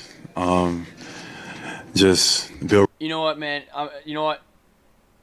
Let's do this. Oh, Russell and what he's meant for me through my Boston journey, and his spirit, everything that he stood for, just for this to be the Bill Russell MVP award, and it just, I got nothing, man. I don't even know what to say. It's unreal. Standing on your right, Congratulations, man. Bill Burt, Eagle Tribune over here. A year ago against Miami, you sort of lost a series that was played this way. This was a gritty, tough series, less three-point shots and all the offensive glory. Can you talk about the difference and why you guys were built and ready for this run as opposed to a year ago? Experience. I think we learned. Learned from all our mistakes, all of our adversity. I think it's made us stronger, made us tougher. And all season, you could see it. We started from the jump. We made all the sacrifices. We played both ends of the ball at a high level. We didn't skip any steps. And this was the result. But all of those experiences led to here. All of those moments where we came up short. We felt like we let the city down. We felt like we let ourselves down. All of that compiled is how we get to this moment. So, and it makes it feel even that much better. That we had to go through all the journey, the heartbreak, the embarrassment, the loss to get to the mountaintop. So it's great. And shout out to all the supporters and the city of Boston. Love you, baby. Bill on the right, second row. Jalen, congratulations. Bro, I need a copy, man. After you were named MVP in Indiana, you said you were more than one. surprised. How did you feel this time? Were you even, I don't know if there's a word beyond surprise, but how did you feel? I can't even put into words the emotions. It's just I'm blessed and I'm grateful. This was a full team effort. We had a great team. My teammates were great. They allowed me to lead us on both ends of the ball, and we came out and just performed on our home floor. It was just amazing. And it could have gone to anybody. It could have gone to Jason. Jason, I can't talk enough about his selflessness. I can't talk enough about his attitude and his just how he approached not just this series or the finals, but just the playoffs in general. And we did it together as a team. And and that was the most important thing. Chris here on the left side, third row. Jalen, you're very intentional both now and earlier in making sure that you acknowledged JT. Why is that important to you? And also, you reflected a lot during the playoffs about your journey and what you heard from people. And what does this mean to you in that context as well? It's just our growth together. We've been through a lot. We've been playing together for 7 years now. We've been through a lot, the losses, the expectations, the media, have said all different types of things. We can't play together. We were never going to win. We heard it all, but we just blocked it out and we just kept going. I trusted him. He trusted me, and we did it together. So, to get to this point, and share that experience with JT is just awesome. I can't, it's just amazing and it feels great. Same row, next seat over. Go ahead. Jalen, how does it feel to silence doubters after last year against the Miami Heat, the way you guys lost? There was a lot of doubt about the team, maybe even about your game. You didn't make an All-NBA team this year, and now you win the Eastern Conference Final MVP. You're an NBA champion. You're an MVP of the finals. Do you feel at all vindicated? If you would have asked me that maybe a year ago, I probably would say yeah. But just at the point that I got to right now, it feels great. But any of the personal awards, it is what it is. The doubters, they may be quieted now, but they'll be back. They'll probably be back next year with something else to say. So we just all embrace that moment the same and get after it yet again.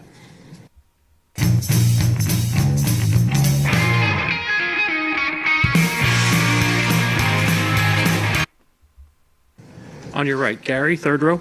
Jalen, Gary Watson, Boston Globe.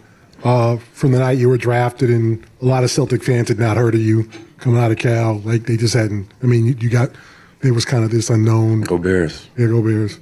And from that journey to being doubted and all of what they said coming out of college, and then the transformation of your game, then signing the contract this summer, and all of what you heard, can you kind of encapsulate winning Eastern Conference and Finals MVP and being on top of the world? I can't.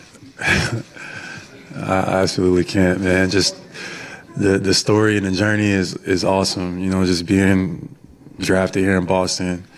A lot of the people probably didn't watch me play up in the Pac-12 at Cal. So, it led to a lot of people, feeling a way about that. And, I just came in and kept my head down and told myself I'm going to just keep working. And to be here in this moment now, through all the years, through all the doubt, through all of the ups and downs, through all of the adversity, through all of the everything, it just makes the story that much sweeter. But I can't even put it into words. Breathe in, man. It just feels great. Front on your right, Dave. Jalen, over here. You know how long it's felt for you to go through 8 years for this moment. Double it and add one, and that's what Al Horford had to go through to get to this moment. How do you feel for him as a teammate, and just how can you sum up what his role was on your guys' journey? Yeah, nobody deserved it more than Al, man. Al has just been a great, not just leader on the court, but off the court as well. Just a mentor, somebody I know I can talk to about life, and it's going to give me great advice about family, about, finances, about just life, adversity, whatever the case is. Just Al has just been that guy for me and for us. And, just his performance all season long. Al is 37, 38 years old. And young. We leaned on him so much, probably too much for, his age and where he's at. And he just delivered, so consistent, so disciplined with his body, never complains, you know what I mean? The only thing he does is add to winning. So for him, great teammate. It's been an honor to be by his side. And, Al Horford is a real life legend and hero. So it's been great to be his teammate. Second row over here on your left. Hey, Jalen, Karen Garrigan from Mass Live. Hi. I was wondering if you felt that the collection, the group that you have, is built for sustained success going forward, or is that just too hard to predict? I think we have an opportunity. I think we definitely have a window. We take it one day at a time. You know, we definitely got to make sure we stay healthy. Yeah, man. But you know, we enjoy the summer, enjoy the moment, and then we get right back to it next year. Second row on your right. Jalen, all season you've been pretty adamant on job's not done. We're going to keep going. Next game, last game didn't matter. The job's done. There's nothing left to do. I guess other guys have said it hasn't really sunk in yet, but like, how does that feel knowing there is nothing else to prepare for and you did it? I mean, it still kind of feels unreal. It feels like it's another game or something like tomorrow.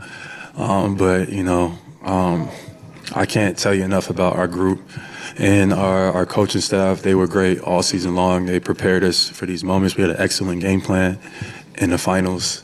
And then all of the guys contributed. For example, like Peyton Pritchard. Like, unreal, right? Unreal. Like, just comes in the game, ain't been in the game, and just drains one from half court. And that dude's he's a fucking legend, man. Shout out to Peyton Pritchard. Last question here in the front left. Jalen, yesterday you had your grandma on your shirt. That's why a he big was hug in with that Mom on game, stage. too. We're brothers here. You're building juice with your cousins and your family. I mean, and your friends. What does it mean to do all this with family by your side? Everything. It means a lot. You know, I wish my grandmother was here with me to see this moment. But I woke up from a pregame nap, and I had a dream, and my grandma was in the dream, and she gave me a hug this afternoon. And I just knew everything was going to be all right. But I wish she could be here. But She's there in spirit, man. she was so important and pivotal in my life. She's sitting right next to you. It's just... She's smiling right at you. It's just awesome. I know she would be proud of me, so... She is. Girl, I know she was watching. And I love you so much. Thank you. Congratulations. Jalen, say and spell her name for everyone. Diane Varnado. Spell it Dianne. Varnado, Varnado. Thank you. That's awesome.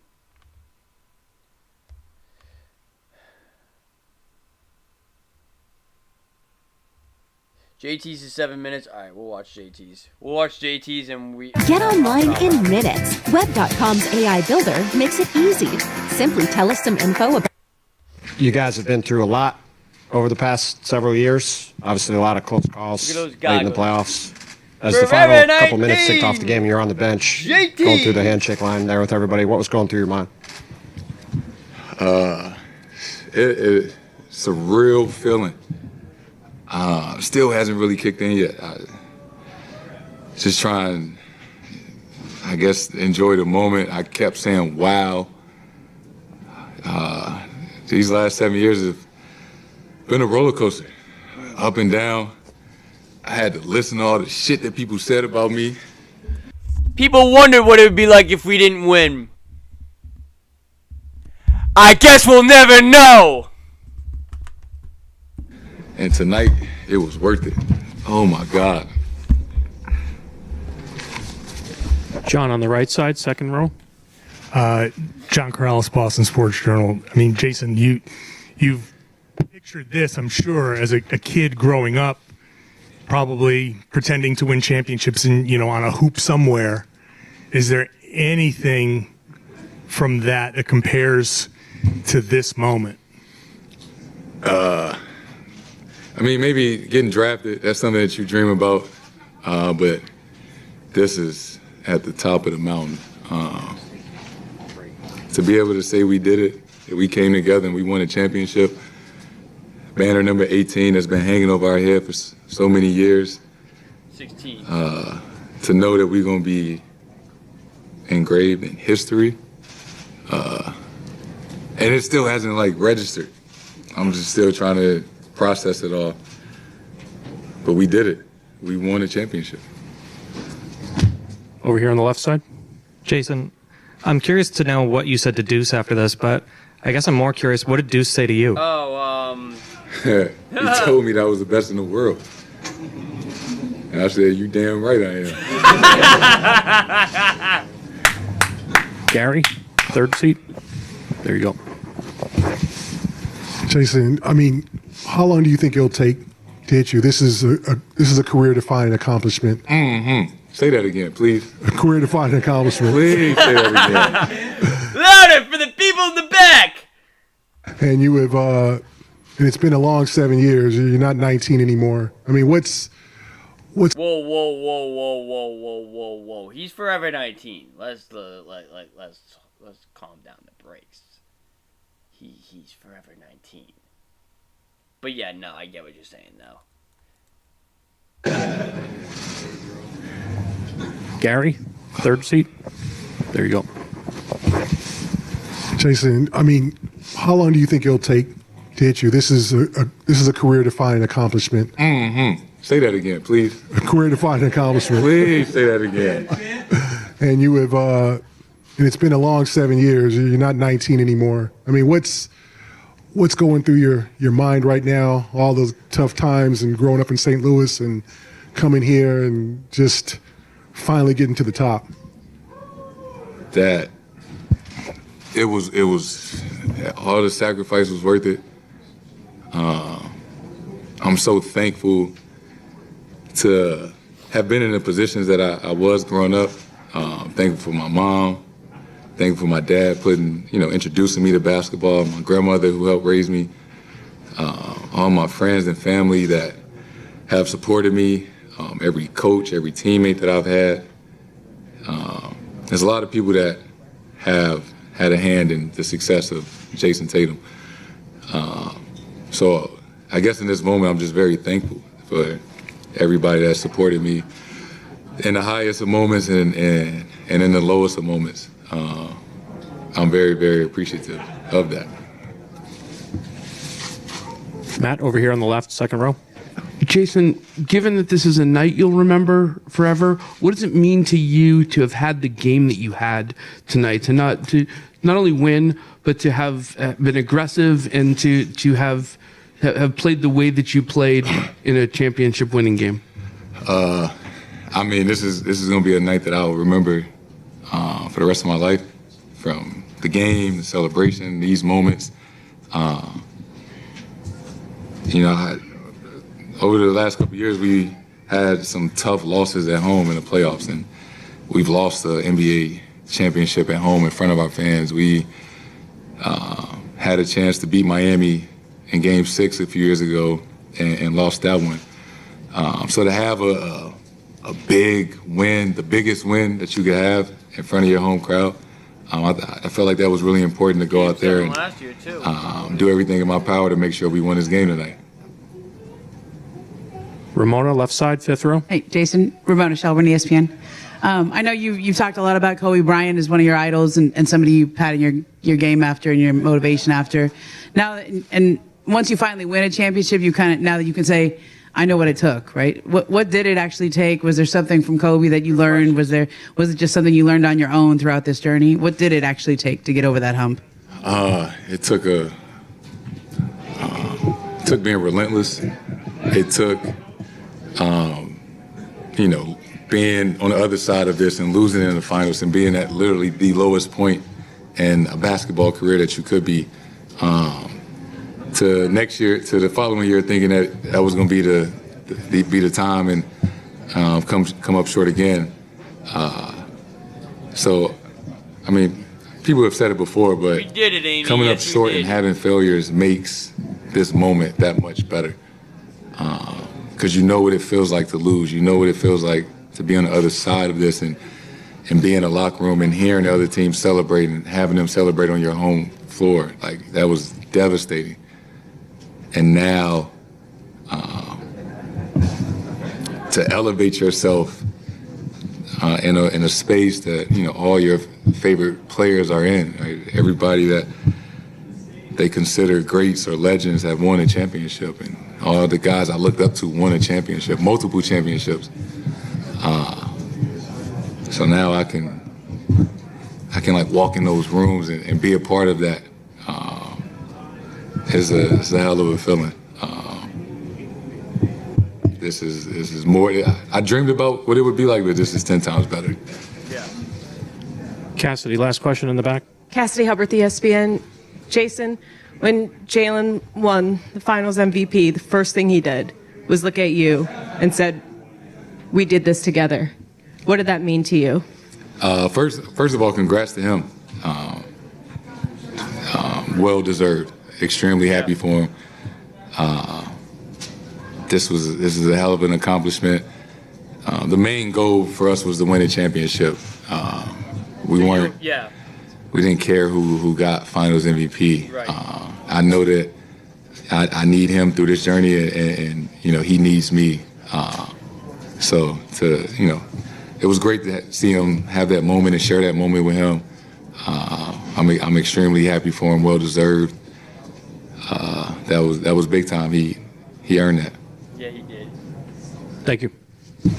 And how great is it knowing that your superstar player is not selfish, where he's like, okay, I need to be the guy, I need to be the one to win this, focus on my personal accolades, this, that, yada, yada. No.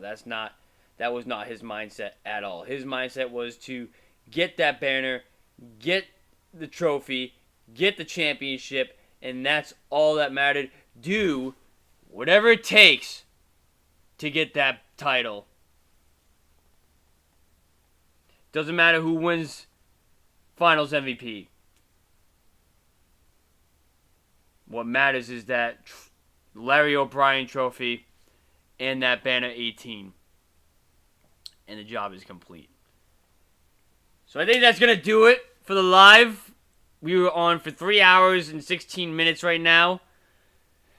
And I think I'm going to wrap it up there because I need to really get some sleep. It's been a very long 36 hours.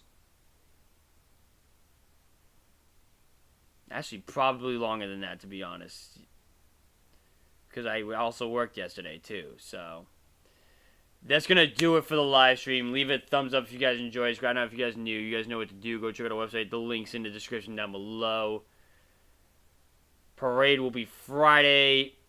I don't know what my live stream plans are going to be going forward. I don't know what I'm going to do with the Sox. If I'm going to do after each series and everything else. We'll see. I'm just going to enjoy this ride, man. Can you blame me right now? I don't think you can blame me right now. I think right now, enjoying this moment is like the best thing you can do in this situation. There will be some streams, though. I will say we will talk Celtics. And again, I definitely want to get a collab going with Bree to recap